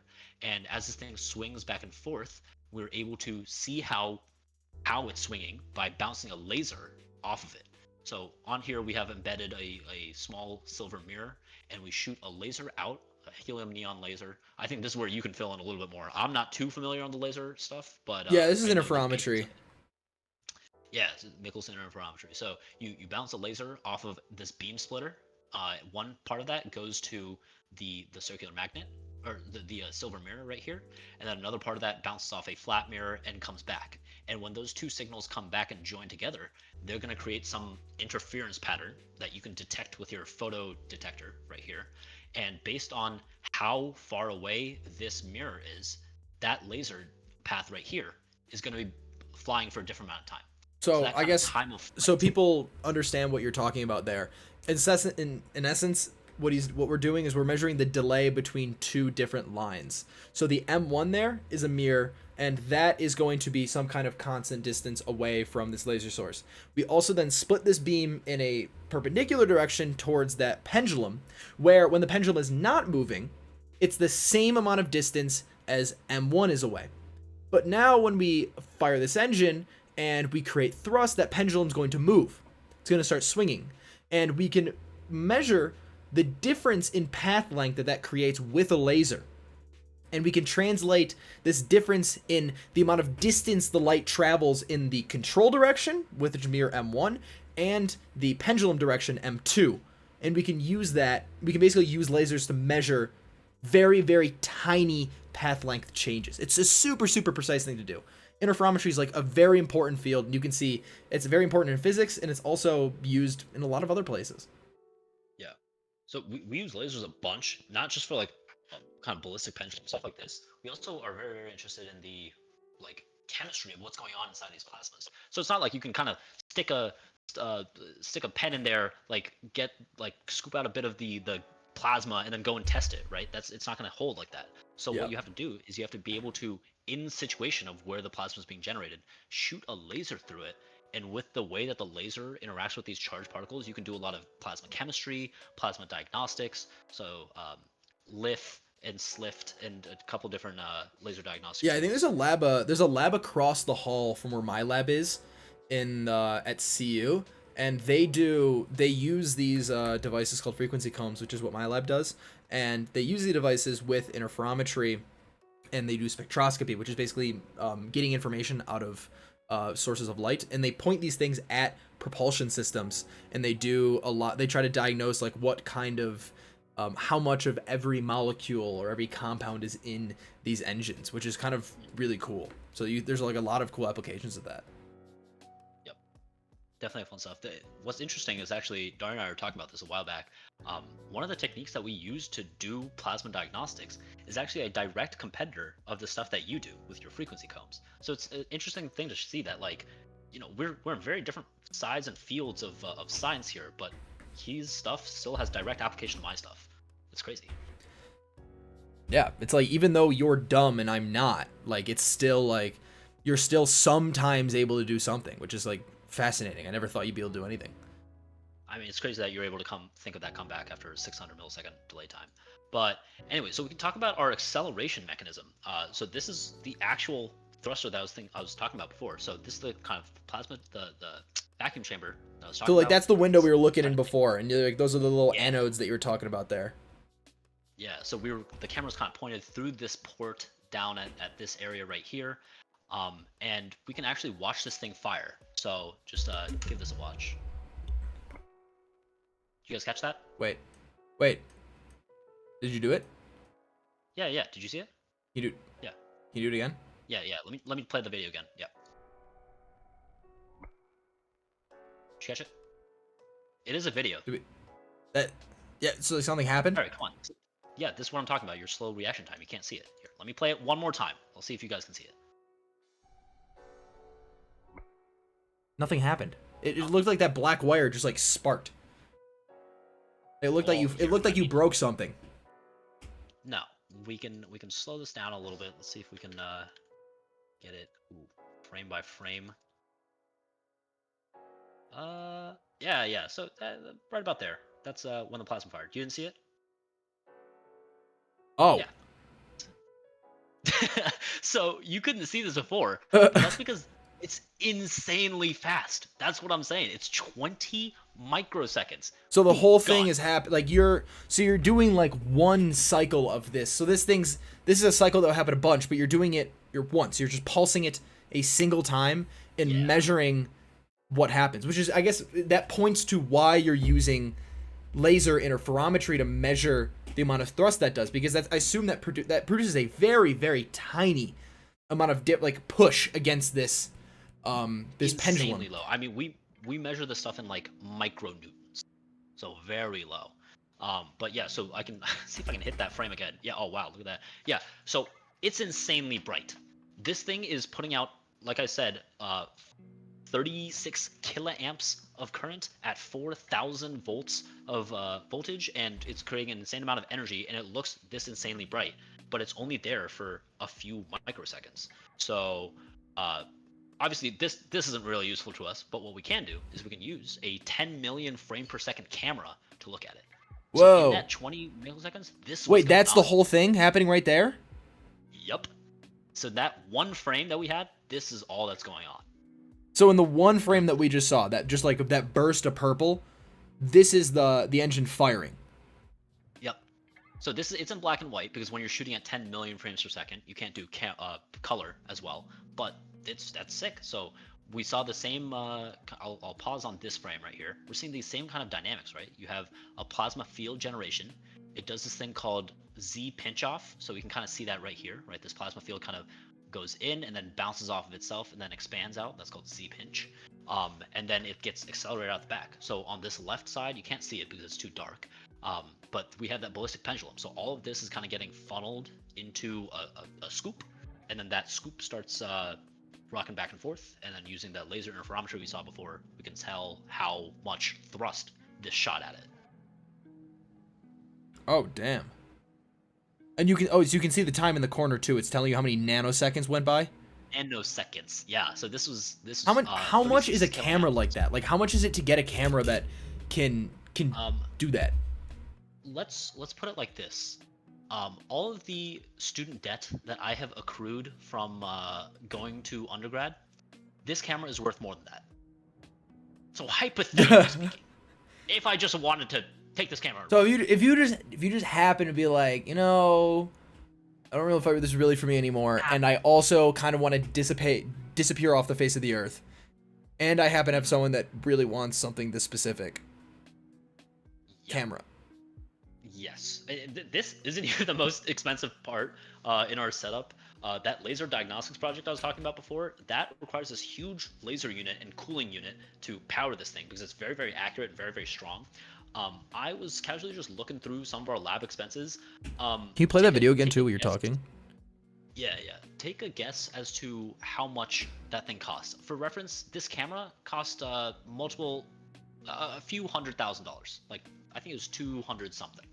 Few $100,000? That laser, yeah, so that laser unit didn't just cost 200,000, not 400,000, not 600,000. Wait, the laser unit you're using to like do the interferometry? No, different laser, but still we're using it for plasma diagnostics. That thing is closing in on $1 million. $1 million laser? Just in the lab? Yep. Where did the funding come from? Someone asked. Hey, next question. No, Next it question. comes from governmental agencies. They pay you because they want to learn cool stuff about this. So they have a lot of interest. And you can kind of do the math there. If they're very willing to let you spend a few $1 million, then the amount of investment that you would get out of this is going to be in many millions of dollars. Do you want to show people that cool image from earlier? Well, since I'm sure we have new people who are here. Yeah, this the blue.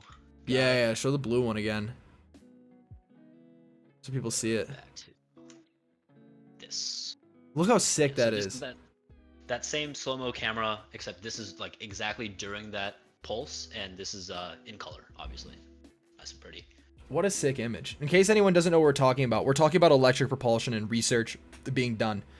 Arnav here is a researcher at the University of Texas, Austin, and he does research with plasma physics and specifically trying to develop novel electric propulsion systems. So that's kind of that's the discussion we're having. If you missed a lot of this stuff too, like there's a lot, and there'll be a VOD obviously when this is done. But yeah, go ahead and continue. I'll go back to that video there. So yeah, so this was at 36 kiloamps that I was talking about before, and this is only 30 micrograms of air being injected. So like a sneeze probably takes up like multiple grams of air. This is like orders of magnitude. So that's less thrust than my sneeze. So like, why do I care? I can just sneeze my way through. Well, if you can infinitely sneeze for the rest of time for 30 years straight to be able to propel yourself towards the Andromeda Galaxy, I would highly recommend you get in contact with NASA. But if you can't do that for some reason, I would highly recommend taking some sort of electric engine approach. You don't know what I'm capable of. Yeah, for sure. So maybe this is something that you can actually speak to a little bit more than me. I don't have that great of a physics background, so I kind of know the fundamental aspects of how this acceleration is happening, but it's called a Lorentz force accelerator. So we have the cathode in the center and the anode surrounding it, producing some sort of magnetic field. I think that's this B right here. And then you have the current, which is the J, which is these blue lines going out here. And with this J cross B, it creates this driving force. So maybe you can speak a little bit more to like, yeah. I mean, what we're looking at there, when we look at like the Lorentz force, I mean, that's just like that's our good old Q times E. Here, I'll pull it up. Hold on. That's our good old boom. We got a Lorentz force, people. If I miss anything, you can rewatch. Yeah, you can watch the same video. It'll be under. Yes, sneeze mounted. See, someone's behind the idea. Sneeze mounted propulsion rocket. Why are we not doing research in that? Like, I should be submitting a grant for that. I'm gonna be. This is gonna be my proof. I'm gonna be like, look how much force they got out of it. Now look how much force that I can get when I just sneeze. Fun to me. Give me funding. Yeah, someone give him $30 million to go and sneeze a bunch. That's the dream. I feel like a lot of people would take that. I feel like a lot of people would take that offer. Be like, to go sneeze and to take stuff to sneeze a lot. But yeah, we got the Lorentz force. So I think what he's talking about, maybe I can go side and side here, yeah. So what he's talking about here when we have this Lorentz force is, I mean, it's just anyone who's taken physics 2, we have a right-hand rule. We have the direction that our B field is going, which has to be perpendicular to the direction that we're applying a current in the system. And what that's going to do is that's going to generate a force perpendicular to both of those again. Specifically, I'm sure if I go to images, we can see, yeah, right here. Here's our right-hand rule. So if I apply a current in this direction here, and I apply magnetic field in this direction here, then I'm going to get a force in this direction here. Or it's going to be like out, but like, do you get what I'm saying? Like, we're able, it's the same concept that you learned in physics 2. And it's not like it was just useless and dumb. Look how we're using the exact same concept to make propulsion systems. So I guess that maybe put some perspective on how we can generate this Lorentz force and utilize that for like real applications. Like it really is useful. But yeah. Continue. Fun stuff. Yeah, so I mean, here we're pretty much just wrapping up, but the overall takeaways from this specific study that we did was we found that, so this is that same efficiency graph that we shown before, but we found that our specific thruster was able to scale linearly with respect to how much energy you're putting in. So the more power I pump through it is going to produce more thrust, but it's only linear. But we did get some cool nonlinear effects when we were injecting more mass. So instead of just 30 micrograms of air, you start putting 50 micrograms, 100 micrograms.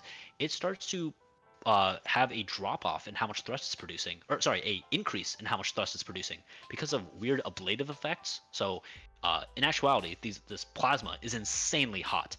So that thing gets up to like 6,000 Kelvin, which is so that's the temperature of the surface of the sun. Yeah, it's insane. So this is actually chewing away at our electrodes a little bit. So along with just the air that's being injected as a plasma, it's also bringing some copper and stainless steel and all those atoms along. So a big thrust that we're looking at right now is trying to see what these ablative effects are and trying to see how the things degrade over time. So you're But all continuing in to all, we try optimize to- because you have too much heat. So shit is Yeah. Very, very hot. stuff is ejecting that you don't want to eject because you're blasting things out at the temperature of the sun. Yes, exactly. So I guess that's we're fair. trying to make it more efficient, but we also found that doing this pulsed mode operation has a much higher thrust to power ratio, so it's going to actually help it get from here to here. So what we saw is scaling of about 30%. What we'd ideally want is something a little bit more around 50%, but Yeah, there's I'm definitely a lot sorry. of I'm room noticing for one other thing I'm not seeing sneeze engine on here.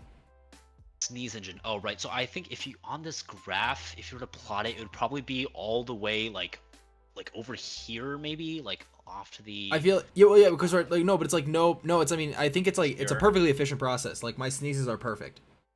Yeah, so it's negative efficiency actually, and it's also negative thrust because you breathe in to sneeze, and so you're propelling yourself forward. I feel before like you the sneeze out. takeaway that everyone can This get is- from this, besides talking about electric propulsion, is the fact that you can sneeze with more thrust than an electric propulsion system if you do a single tiny burst once over tens of microseconds, which I feel like is like completely meaning like why are we doing that? Yeah, I didn't think that we'd be talking about Dario sneezing about this, but yeah. So it's a fun world to be in. I think my favorite part, honestly, about doing all this is not so much that like I'm learning cool stuff. Obviously, that's awesome.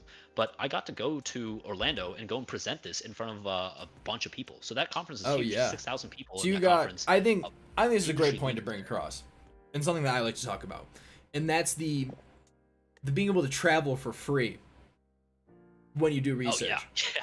I think that's a fun part. So you're saying you got an all expensive paid trip to Orlando. Well, here's the thing. It's not only is it free, you actually make more money while traveling doing that than we do normally during the year. So they True. have a per diem where they pay you out True. of your way to go and present this stuff. It's great. That's true. So I don't know what other career you can really do where you get paid extra overtime to go and present and talk about cool things that you do and get more clout, but this is definitely it. Yeah. No, I mean that's fair. That's fair. Is this your last slide for this? Yeah, I'm pretty much done. So, like- if anyone has questions, we can go back and look at some of these. Does anyone have any pictures. questions on any of this stuff, or like research in plasma propulsion, or like just life in general? Yeah. Anyone? I see we have a good chunk. But I guess in the meantime, like, if people have any questions they want to ask. Yeah, I saw someone says like, surprise those synthesis to your master's project as a as a chem student. Yeah, I mean, I think it's very important to notice like how strong the overlap is between so many different fields, and everyone is just more specialized in something very specific. But it doesn't mean that you can't work with other people in other fields. And it's like everyone can do shit with each other. But like, how's life as a PhD? Like, are you working constantly? Like, I feel like people, when they perceive like what scientists are doing and PhD students and stuff, they just kind of assume that you're working constantly and always and forever. So Yeah, like, how is life? I'll say really quick, by the way, about that plasma chemistry thing. A lot of the people that work in our lab are actually co-advised. They are chemistry or chem-e majors that are working with this aerospace lab to do these cool things. Because in addition to like the plasma propulsion aspect of it, a lot of plasmas are being used for fuel synthesis and for like different applications of where plasmas might be actually really, really good. So there's a huge world to get into with this, but it just sucks that it's kind of gate kept a little bit more under aerospace. But we're slowly getting to that point where you can be co-advised and do these really cool niche things for both sides of the field.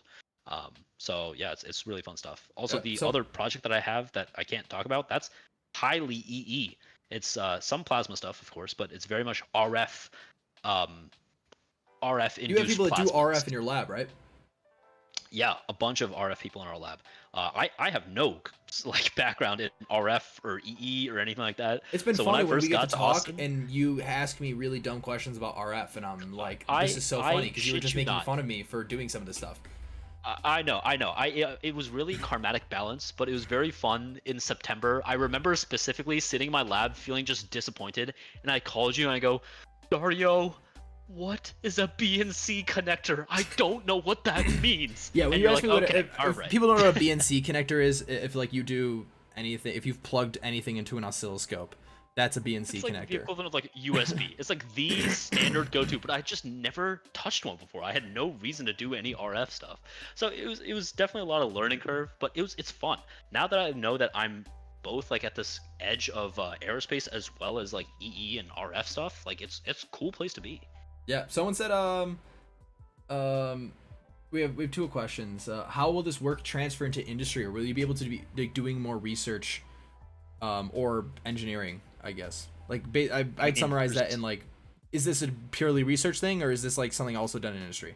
No. This stuff is like fantastic experience, but also like this technology is going into industry right now. So a lot of the time, research and academia feeds what becomes the next gen product of industry. So we have company I was talking about before that we partner with. It's called Busick. The cutting edge. They're on the cutting edge of plasma propulsion systems. So we have a bunch of students that actually went straight to Busick. They hired them straight up. By the way, they're making like well into the six figures. Well into the six straight figures, like their out of masters. undergrad or out of like Out PhD. of out of out of the masters. The So masters. I have a friend of mine that just finished up his masters, and he's making like not more than 100K, not like 600K right off the bat, but like deeper into the six figures than you would expect after just 2 years of extra work. So it's definitely there. We also have people that are working at Boeing and people that are working at Redwire Space, a bunch of different space companies, um, like off rip. So this is not just a purely academic venture. Like you could straight up take this to whatever company you want. And then someone asked, could this help later on with jets and rockets? Are you guys at a point where this can start being applied and used? Which I think ties into what you were just saying. Yeah, the electric propulsion is definitely more for use in space and very low Earth orbit. So we're not going to see them on jets as soon. But if we want to do more deep space exploration missions, right, start going to different solar systems, start going to different planets very easily, even start going to like Mars. So if you guys have watched The Martian, they have this whole giant spaceship that's able to go to Earth and Mars within 9 months. That's fast. You need to go really fast for that. So they put on electric thrusters on there, just a whole grid of them, and that's able to get you up to those speeds very quickly over like a good chunk of time. And that's the whole name of the game here. So if we want to be able to like move outside of Earth and solar systems, so you're abusing the fact that, well, individually these aren't using that much thrust. You can make a giant array of them, a huge grid of them, and you can use the fact that there's not drag in space because there's nothing to slow you down, and you can over a longer period of time just keep firing these, because these electric propulsion engines are able to go for many months without running out of fuel, and you can essentially create very high speeds because you can keep accelerating over and over and over again. Yep. So that word you said, grid, is exactly what we call it in the industry. Gridded ion thrusters. So. Gridded ion thrusters is the name. Sick. So yeah, I guess those are used. Do you, like, what about maybe then, like, how's your life as a PhD student? Yeah, it's really chill. So I mean, I was talking about this before, like why I chose to go for a PhD. My big gripe, to be honest, with industry was I didn't really enjoy like the 100% on-time hustle and bustle of like the internship industry like jobs that I did. So I saw going to a PhD, like I got to do all the same stuff, do like everything, but I actually get to be my own boss. So it's just how Dario was saying earlier, like I just know I have things to get done. I can come into lab whenever I want. So I usually go in at like, 10-ish, and I leave it around like 6-ish, but as long as I'm getting the work I need done, I can make my own schedule. I have one of my friends that's able to, he, I believe, comes in at 8 p.m. as like a lot of people are leaving out of the lab, and then he works all the way until like 4 a.m. and then goes home and sleeps and then comes like the next day. You can make your own schedule. An insane this schedule, is like but it part of the works. flexibility of the PhDs. Being your own boss allows you to enjoy your life exactly how you want. So like in addition to like all the research stuff I do, I take plenty of time to like go to concerts, go do fun things, go watch like football games. Big college football culture here. Weird thing to get into, but stuff? Like I can see if I can pull up some pictures or videos. Dude, the ambiance, the aura of being inside. So you still, as a grad student, you still get to live like this. Like, it's not like, oh, I'm a grad student, I'm a PhD student, I am just working, I do research all day. It's like you're still very much like in college in a way, and you're still a part of that school culture. Oh, for sure. For sure. Like this is honestly my big reason of doing a PhD is that I got to do cool things at the same time as living my life and still having my 20s. That's a fear that I feel like a lot of people think is the innate part of doing a PhD, that you just lose your 20s, but it's what you make of it. If you want to be in the lab 24 hours a day, you can. But a lot of people do just live their life. It's great. Yeah. No, that's sick. I saw someone said, "How does this effectively compare to an array of serial sneezers?" And I think I still think that's a really important question to ask. Like, what if we just I had a bunch of people sneezing now? I think we'd probably need something on the order of like a billion trillion Dario sneezing to match the thrust of these, like something you need to go to deep space. But I think there's probably a billion trillion of you somewhere. But Yeah, I can throw up my screen. Let me know if you see oh yeah, this. I see it. Got it. Great home screen. Oh, Yeah, I know, it's casual. So it this said is stream failed so to start. for the people that are unfamiliar, Wait, it the says University of Texas at Austin oh, got it, is infamous for its football. And we used to be really bad at football, but within the last What? couple of years, Mr. Steve Sarkisian, he's our lord and savior of a football coach, has just overramped the program, and now it's like actually Wait, insanely can you competitive. restart your stream? It's like it keeps saying stream failed to start. Can you just restart it? Yeah, yeah. Let me try that.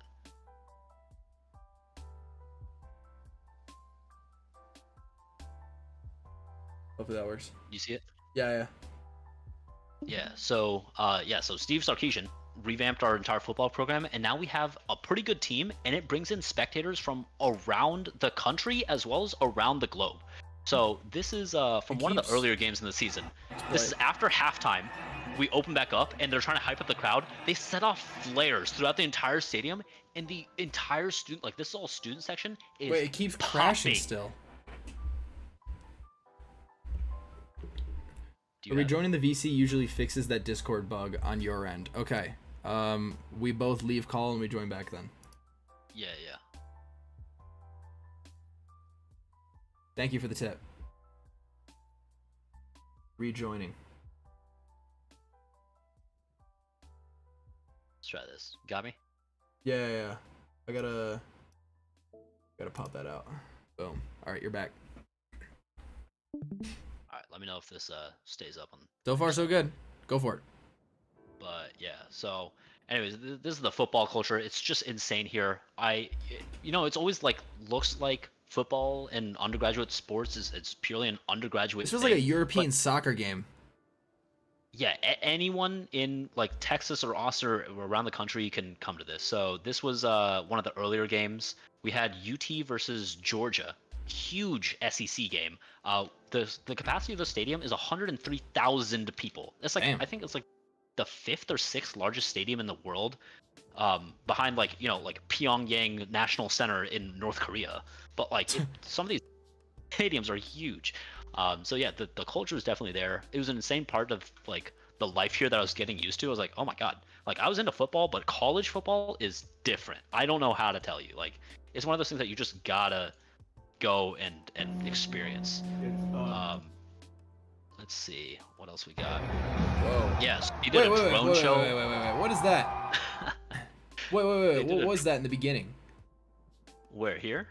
What is that? Yeah, that's hook 'em horns, baby. That's the No, but like, that's are those show. drones with fireworks on them?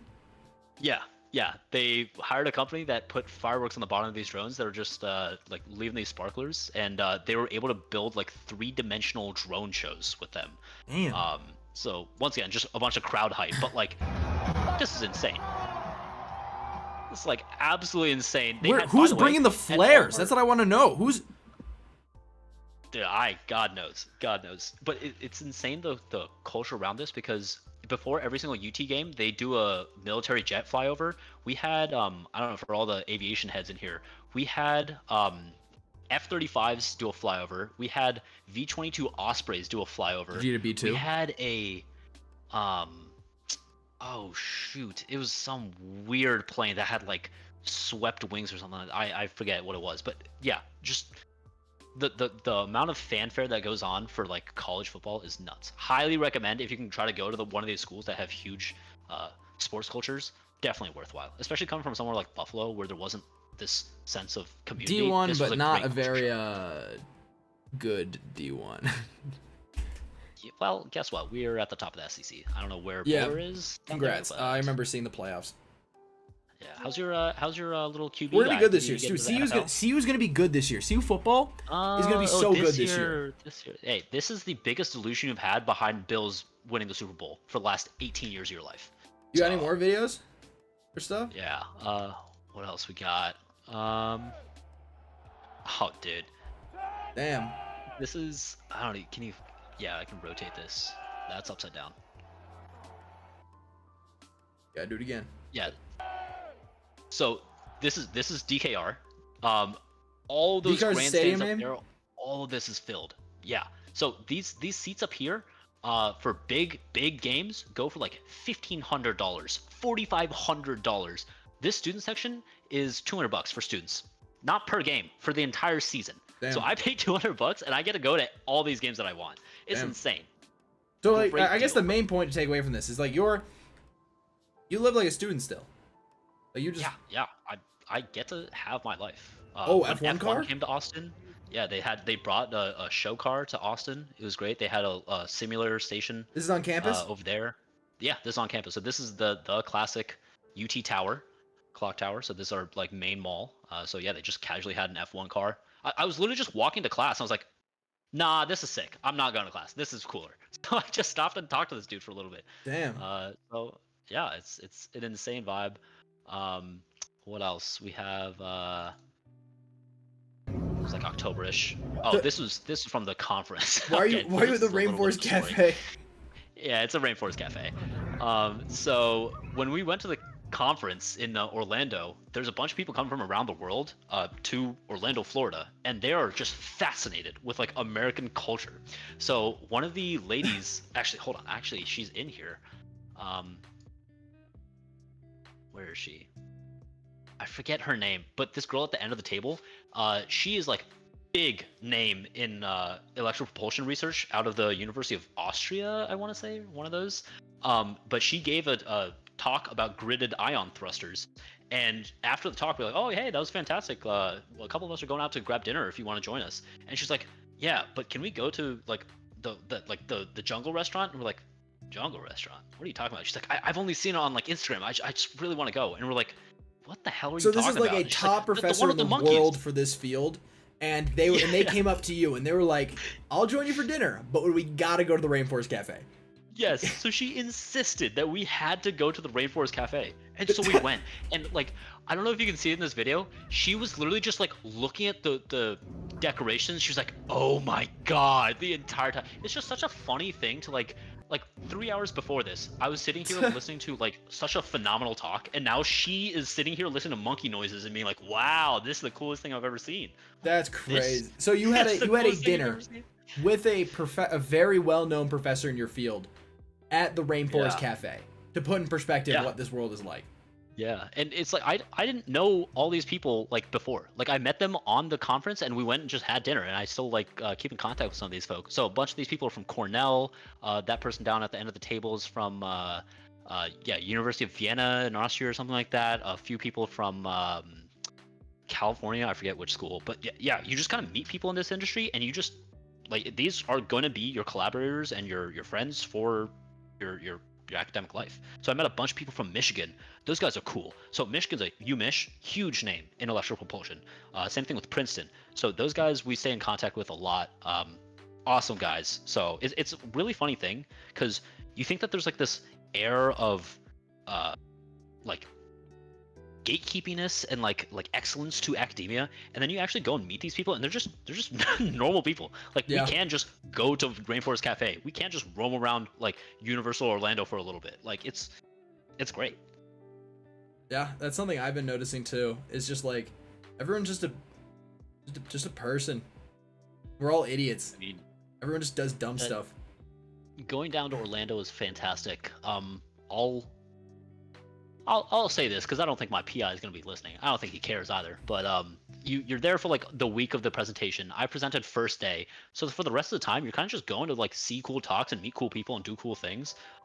We bought a rack of beer at our hotel room, and me and my lab mates, we smashed that entire rack of beer after every single night of coming back from the conference. It was just such a vibe. Like we would just like put on a movie, smash some beers, like chat shit, and it's just such a fun vibe. I don't know, Damn. I love it. Some more concerts that I've gone to from Austin. Oh, wait, hold so on, these guys are back. the Reverend Horton Heat. Sick. Yeah, I'm big into the music scene here. I'd highly recommend trying to get into music and kind of public arts. This is back in February, so I had a few friends. Actually, hey, Where was your last time? Right There's here. Krish. There's That's Krish. Krish, yeah.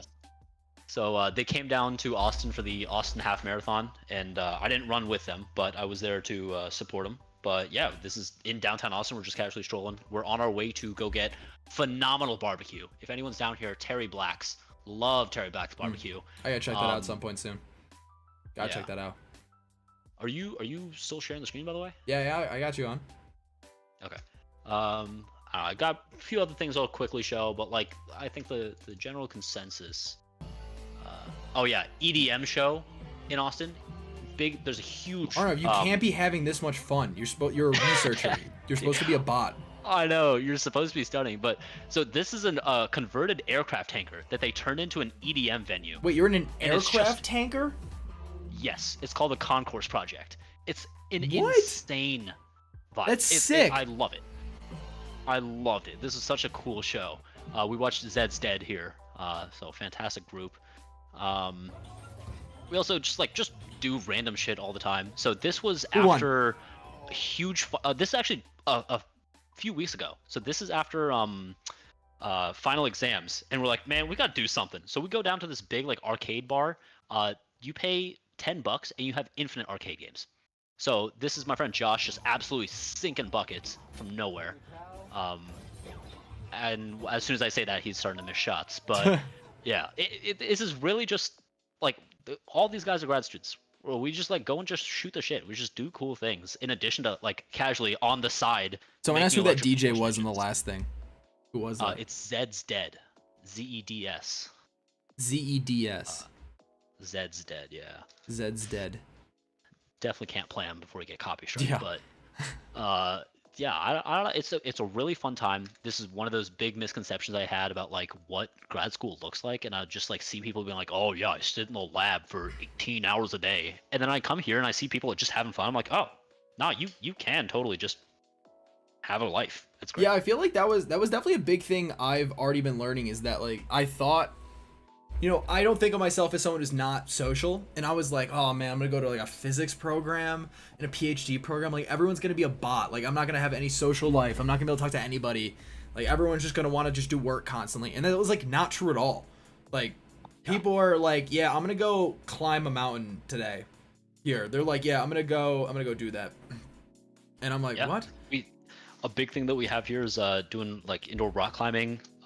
We have a block party coming up for just a Big bunch thing of, you have there is rock climbing. Do you know where I am? I know. What are you like, talking this is- about? Like, in addition to UT Austin being here, we're also a huge tech haven. So all these tech bros have all these hobbies that we get to just indulge in. So it's the rock climbing, it's the pickleball, it's the kayaking, it's like the Barton Springs, like chillaxing. It's all of that is all accessible, even if you're a PhD student. That's sick. I think it's good to know. Yeah. Does anyone else have any other questions for Arnav before we banish him from existence? Yeah. But yeah, thank you for sharing all that stuff, dummy. Yeah, it's a fun time. I'm happy to share. I think it looks daunting, but it's pretty decent thing to get into. I think all the stuff that Dario usually says about just go contact professors, go like make connections, go just talk to people goes a long way. That's exactly how I got this position here. Was I just went and talked to people, and I ended up finding something that clicked. So highly recommend it.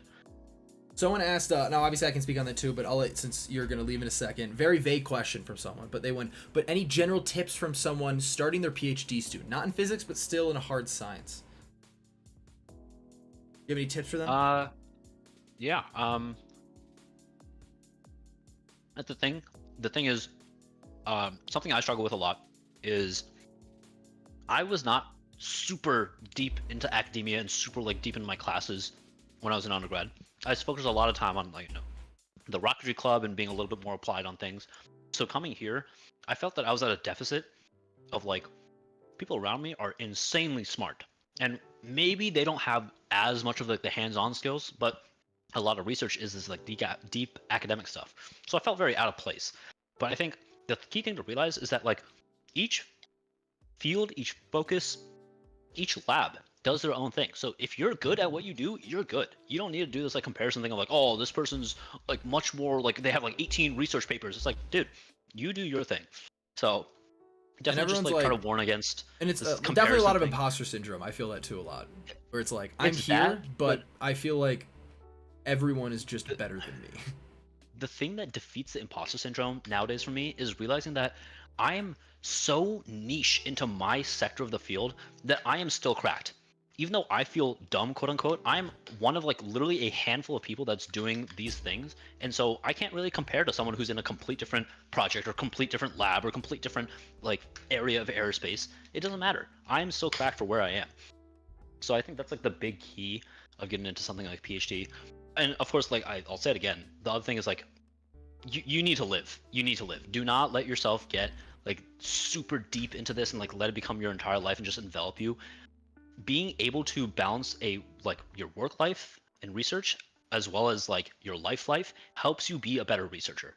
Like the amount of times that I've like just gone on like done crazy things like going to a concert and whatnot, and then I come home I'm like, oh, the thing that I was working on today, that actually makes a lot more sense. Let me actually take a crack at it. So I'll sit there like coming back from a concert at 2 a.m. and I just get onto my computer. I'm like, oh, okay, let me just go like run some of these models or go and like design this new part. So it's goes hand in hand. Don't become too like monocultured, basically. Yeah, absolutely. I think it's a very fair point to make.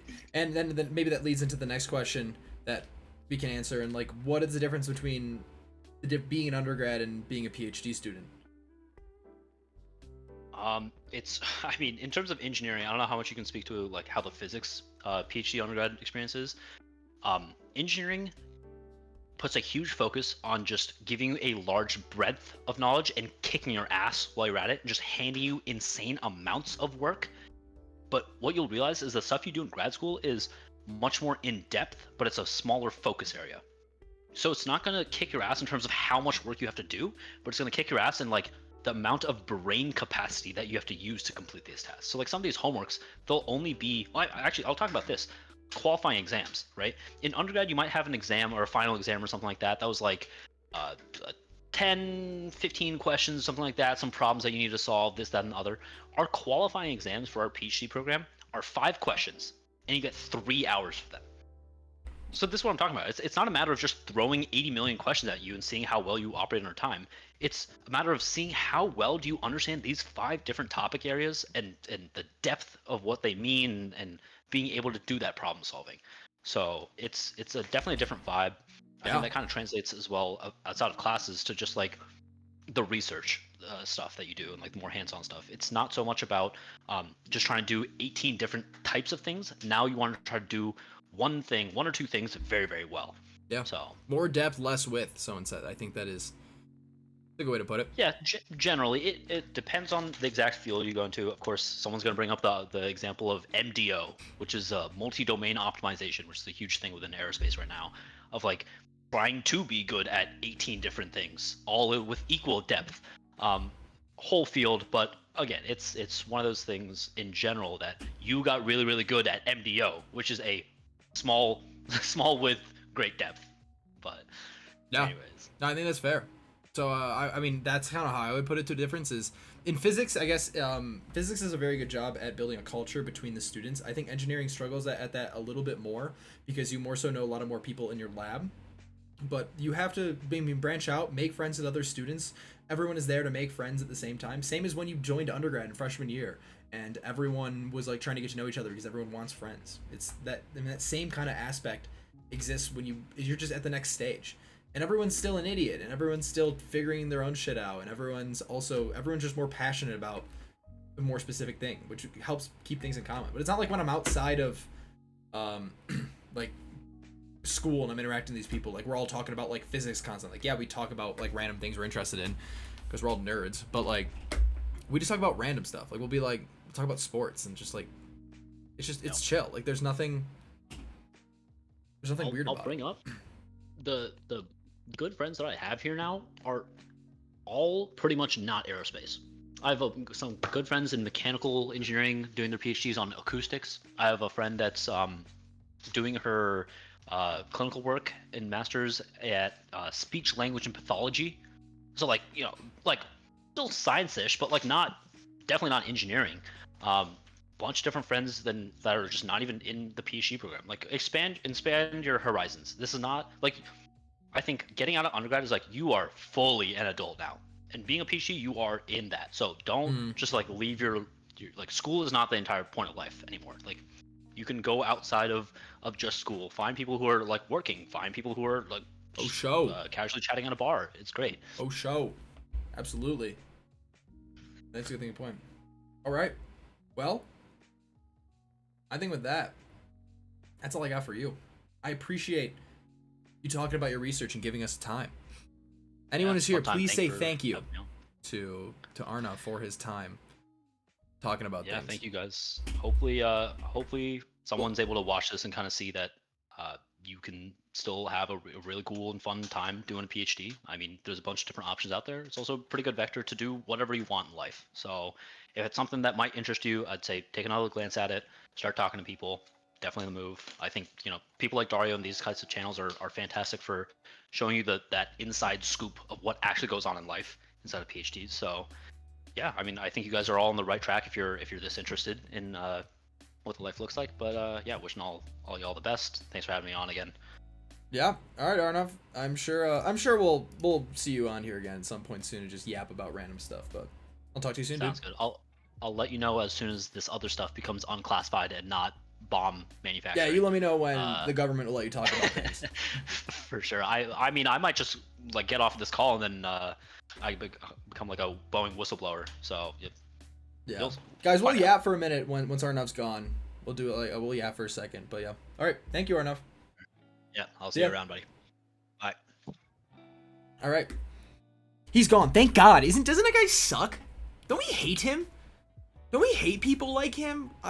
He was so bad and dumb and stupid and annoying and also ugly. You didn't even see him, but I can tell you that like I can just tell that he must have been really ugly. He must have been so insanely ugly. And the best part is that now that he's gone, he can't say anything about it. And you can only believe what I'm telling you. But yeah. I hope that was insightful into no, not like him. That's a bad way to put it. Not people like him. We don't put it like that. That's a bad thing to paint on that. Oh, he's in the chat. Weird. Ban this guy. I can ban you. I can right click you right now and I can click ban. I can right click you right now and I can click ban. But yeah, it's like I hope that was insightful into some research being done. If we want to see more things than how research is being done in other fields, we can do a lot more things. I want to get better at doing that. That was the first time I've done something like that, so we'll get better at doing stuff like that. I want to do also like long videos talking about stuff like that to like really compact everything into like a 15-minute video. But that's something for like the near-ish future that I want to do. But gonna say Dode. What funding do I have that you're cutting? Like what do you cut? Oh, on my lab. All right. Got it. Started talking about my channel. I was like I make money. You had an ad now? My hands are off the keyboard. I didn't even touch anything. No ad the whole time. And immediately they were like, oh, now you're gonna get an ad. Now you're gonna get one. Now you're gonna get an ad. How do I still, isn't it amazing? Isn't it amazing? Now the control room pops up. Now it lets me do it. See, now I can,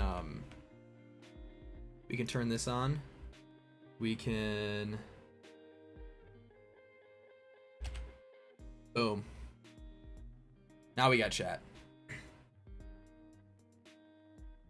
After all that time, now we get chat up. Because now it decides it wants to be up. But yeah, I hope that was, I hoped we learned something.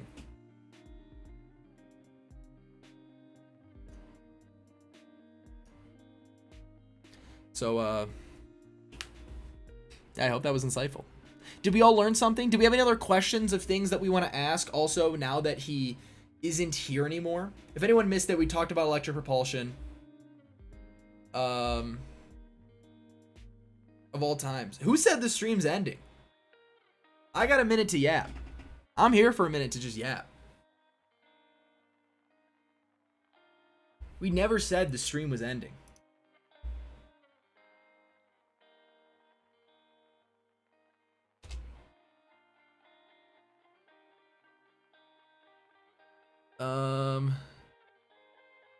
We sorry, I saw something before. But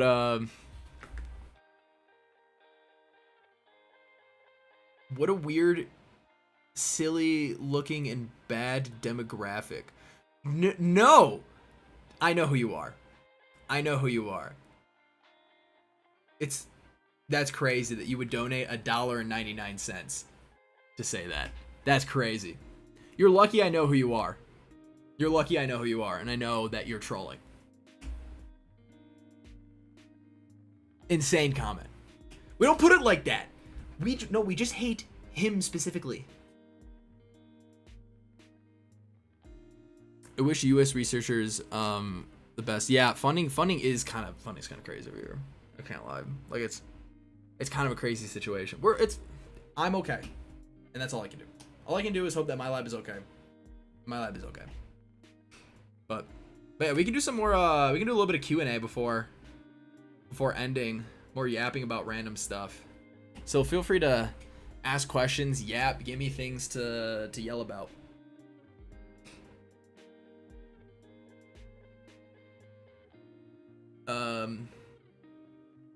Yeah. What do we got? How is everyone doing? How is everyone doing in this afternoon? I've been sitting here for a while. How we doing? Why is my room so empty? Because I'm moving in a month to a new place.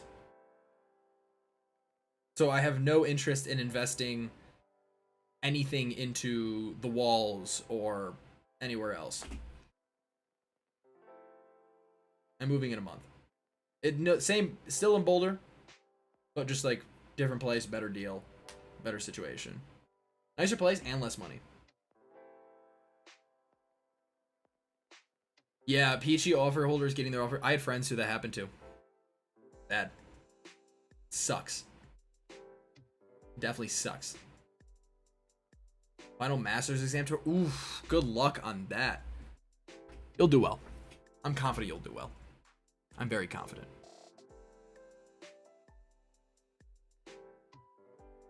I have no concerns for you. You're gonna do amazing. But what else is going on in I had a lab party yesterday. There was a party for my lab. The professor hosted. I got to go to professor house. That was fun. It was actually a really good time. It was like super chill. I got to talk to a bunch of people. A bunch of like grad students. Some were graduated, some were newer. The people that I had in classes but I didn't like really get to talk to. But like I actually had a really good time. And I figured out again how good I am at cornhole. I had a cornhole phase when I was in high school. Our soccer team would always have like dinners before all of our games, and then we'd also just play cornhole the whole time after, half the time. So I played a lot of cornhole, and I've gotten not bad at cornhole. Preparing for nursing school, damn, that's sick.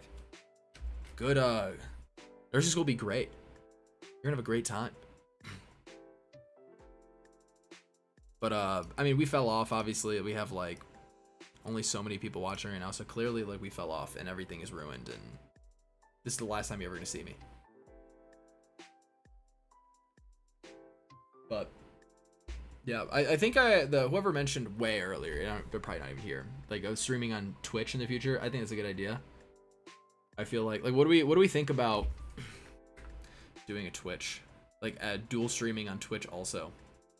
I have to figure that out, how to manage that properly. Because it's also hard because like I don't have enough people watching to like split chats. So it's kind of like I should just do Twitch, but then I want VODs up on YouTube. So I would want to do both. Now we'll figure it out. Switching to physics in 2 years. That'll be fun. It'll be hard. It'll be fun. You'll know a lot of stuff. You know a lot of cool stuff. But yeah. Anyone else have anything that they want to yap about, or? So I'm thinking next week. I was thinking for next week. End of next week's stream. I'm gonna send out a form, and people submit resumes that they want me to roast. And I will, however many resumes I get, we'll do a section where I will just make fun of your resumes. And no personal information is allowed in the resumes. Is that a good idea? People want to do that? See, it's like, it's hard to like come up with stream ideas in like this kind of niche, because it's like, what am I, like, we can have more conversations with researchers. Like, if we like that, I can do that more. If people like that. So we can keep finding people to talk to, but it's also like I can't like find a video game and be like, we're gonna do a new best speedrun time for this video game. Like, I can't, like, that's not what I like. I'd love to just play games, but that's not like for this channel exactly, if that makes sense. So I'm trying to like in general figure out where to go with that. But if we feel good, if we feel like that's a bad idea, if we feel like that's not a good idea to do, if we have tips on things we should change up when we do these, when we talk to people about their research, we think it's not a good idea to roast resumes, let me know. I'm open. Yeah, it will punish me if the streams are unrelated to the channel content. Yeah. So it's like, it's hard to do that. Like, I don't care. Like, if I'm on Twitch and I'm doing something and people, and like Twitch won't punish me. So it's like, it's fine. And then if the stream doesn't do, like, I don't need I don't have a crazy audience or anything. So if I don't have what do you call it? YouTube is like not pushing my stream. It's like, oh no, 500 new viewers. It's not time to make a second channel. If we get to like 100K subs, we can start to think about a second channel. But I feel like we're some time off of that. But hopefully we'll get there. I will grind to get there. We will grow this community. It will happen. Would it punish you if you add? No, I think we added Subway Surfers gameplay. I think that would balance everything out. Like, I think if it just saw Subway Surfers in the corner, probably like Subway Surfers here, Family Guy clips here, some AI content constantly going on here, and like someone squishing like slime in this corner. If we just do all of that, we can even put videos in between, like just have the whole thing, and then it's just like a little box in the middle where my head is. And I'm like just sitting in the box and I'm just talking. And like one of the giant chunks will be the game I'm playing. We'll do that. When am I uploading a new video? Hopefully in the next couple days. I'm in the editing phase right now. It's been recorded. It's been scripted, recorded. Editing is going. Once editing's done, thumbnail will be done already today. I'm basically almost done with the thumbnail. Working on that. Title's picked out. So it's literally just like I just gotta grind out the editing. So once that's done, then video will be out. So hopefully not long. This one did take a bit. This one's gonna be on like how to read a research paper. I think it'll be very informative for a lot of people for when you do get into research. And I know there's people out there that are into research and are trying to learn, especially since it's the early summer right now. And there's a lot of people who are just starting to get into research right now. So I think it's a good time to kind of release something like that. And then anytime anyone needs that, they'll have a good reference. There are videos out there. I'm giving my own take on the ways that I feel things that weren't talked about in those. So I see an opportunity for that. But we'll see how that one does. We'll see how that video does. And then after that, depending on how that does, like I'll start working on on a video for either something more entertaining side or more something more help and research side. But we'll come with an idea. We'll make a video. Always working on trying to be more efficient. This one took a bit. It's also not the most fun thing in the world to write and record on how to read a paper compared to like some of the more entertaining things. Doing all that research and writing on that gets a little bit like tired to focus on.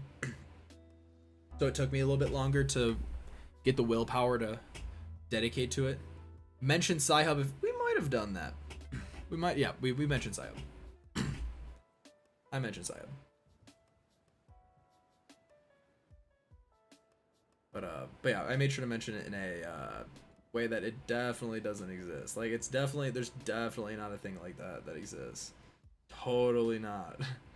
I have no clue what you're talking about. Sci-Hub? What are you even talking about? I don't know what you're talking about. But, yeah. I feel like, I used a biochemist to Sci-Hub for the first time today. Yeah, that's crazy. Must have not been bothered by paywalls, I guess. Yeah, I don't know how people get by without it. Like, there's so many times where I need a paper and it's just like, my university just doesn't have the access to it. And I'm like, I'm not, it's literally, like, I need this. But what do I do? So then I'll just, you know, I will definitely not use that site. Totally not.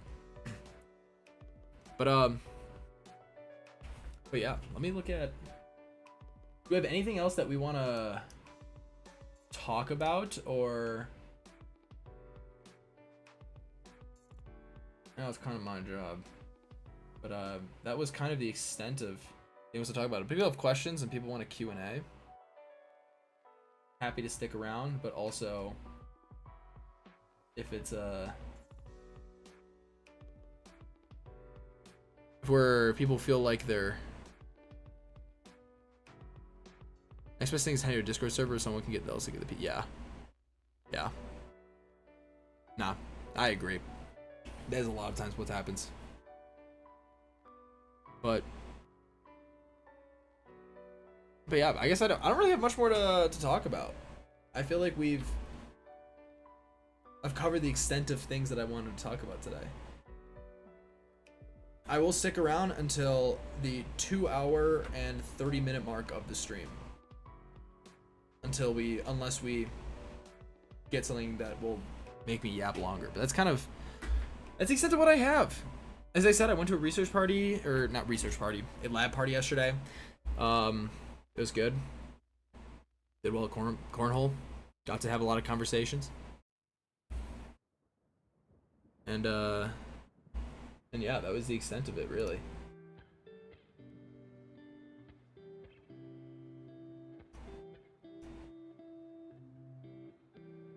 So, next stream when? I'm gonna try to do, I'm thinking once a week. I'm feeling like Sundays might be a good day. Just run it every Sunday. I feel like that's not a bad idea. So, I will make sure to get some ideas, and we'll try to do something again next Sunday. And talk about some stuff. But as always, if you guys are in the Discord server, be in the Discord server, and we'll figure it out. But I think that's all we're gonna do today. I'll probably just end. So thank you all for joining. Thank you all for anyone who listened to any part of this, or anyone who listens to the VOD. And if you got all the way to the end, like, that's crazy. If you got all the way to the end and you're listening to the VOD right now, comment your favorite word. Just so I know that you were just the person that got to the next. Probably like one person that's gonna get to the end. Just like a random word. So everyone who didn't get to the end is confused. And they're like, why are there all these random words in the comment section? But then it's just gonna be a random person. Because someone got to the end. Joined right as it's ending? I'm sorry. The VOD will be up like minutes after this ends. Feel free to check it out. Feel free to check out what's going on. But thank you all for tuning into the stream this week. We'll try to do one next week, Saturday, Sunday. Likely Sunday, but hopefully Saturday. Or sorry, likely Sunday. Could be Saturday, if there's a reason I can't Sunday. Yes. Feel free to drop those in the comments so then people are really confused why there's random words. But thank you all for joining. And I will see everybody in the next stream. All right? Peace. Goodbye, buddy. Goodbye. Goodbye. This is where I get to wait for a minute while the delay catches up. Goodbye. Goodbye. Goodbye.